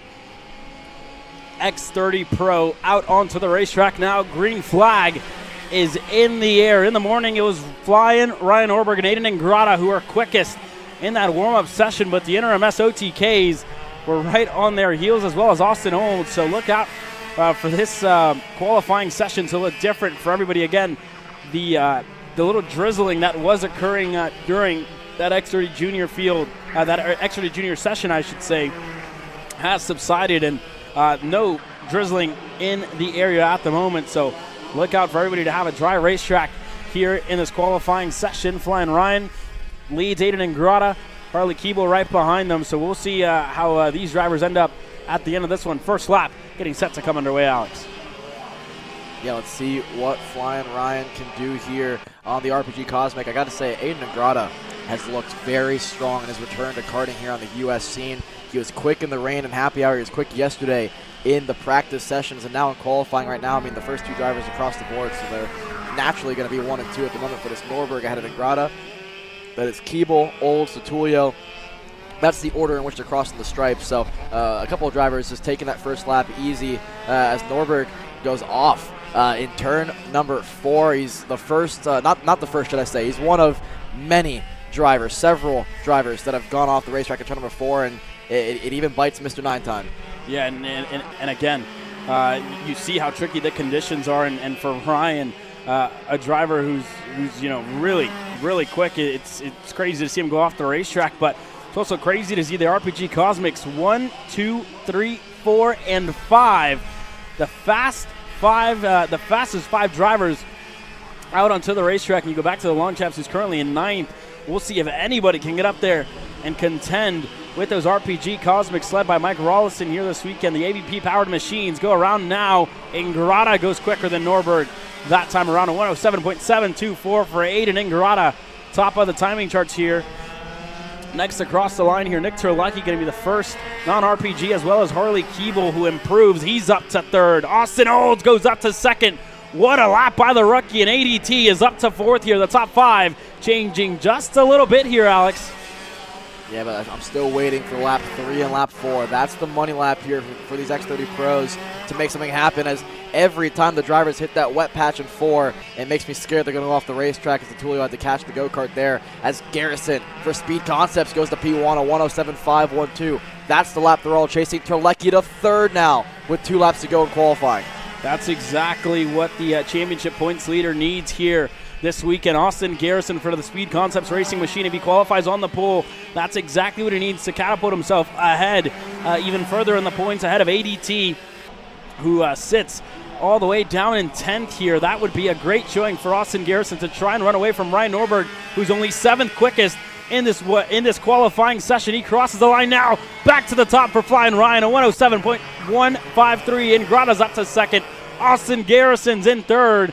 The driver who he almost taught everything to, and Aiden Ingrata sits in 2nd. So good to see a mentor and a student back out on the racetrack with a different mentor here this weekend, Alex. For ADT, he's back up to 5th. Massimino up to 8th. Donovan Bonilla goes up to 4th. That entire pylon continuing to change here as we get set for everybody to cross the line. Now Austin Garrison crosses the line. The last one on the racetrack. Quickest in this qualifying session, a 107.136 on the provisional pole position here, Alex. 1 lap left for every driver here in X30 Pro, and the top 3 separated by 300th of a second. Aiden Ingrata, can he get pole on his return to the U.S. scene? Can Ryan Norberg give himself a chance here? 270 back heading into this weekend behind Garrison. Through I-70 for the final time for the 2 RPG Cosmics here of Ingrata and Norberg. Ingrata's giving Ryan a decent tow here down the front straightaway for the final time in qualifying. This looks to be a flyer from Ryan. Across the stripe, Norberg, 107 flat. That's the lap they're all chasing. We'll see if Austin Garrison can improve. He sits in second, but a lot of other drivers getting set to cross the line now. First with Austin Olds, the rookie. He sits further back in 9th. We'll see what Austin Olds has in store this time around. Checkered flag in the air. It's Norberg on the provisional pole. Keeble's able to improve. He's up to 7th. ADT can improve. Massimino improves. He's up to 5th. Donovan Bonilla doesn't improve. The Longchamps, he's up to 8th. Here goes more changes. Gia Cicero's up to 5th. Austin Garrison doesn't improve. It looks set to be Ryan Norberg on the pole position. Brandon Carr's up to 4th. Terlecki last across the line inside of the top 5. Only up to 4th. But flying Ryan Norberg on pole position here in X30 Pro. Austin Garrison by 0.08 of a second in second place here. And that shows you why those 2 drivers are the best 2 drivers of their generation in karting. And they hold on to that front row start. Austin Garrison, your championship points leader, alongside longtime friend and ex-teammate in flying Ryan Norberg. The championship battle is getting set to heat up, but that's it for our free coverage here live from Newcastle Motorsports Park. If you want to watch the racing action, heats 1, 2, and 3 coming your way here in a couple of moments' time. Be sure to become a KC Premium member for $9.99 a month so you can watch all the racing action live. From Alexander Sir and myself, Caleb Yeska, we'll see you on the other side.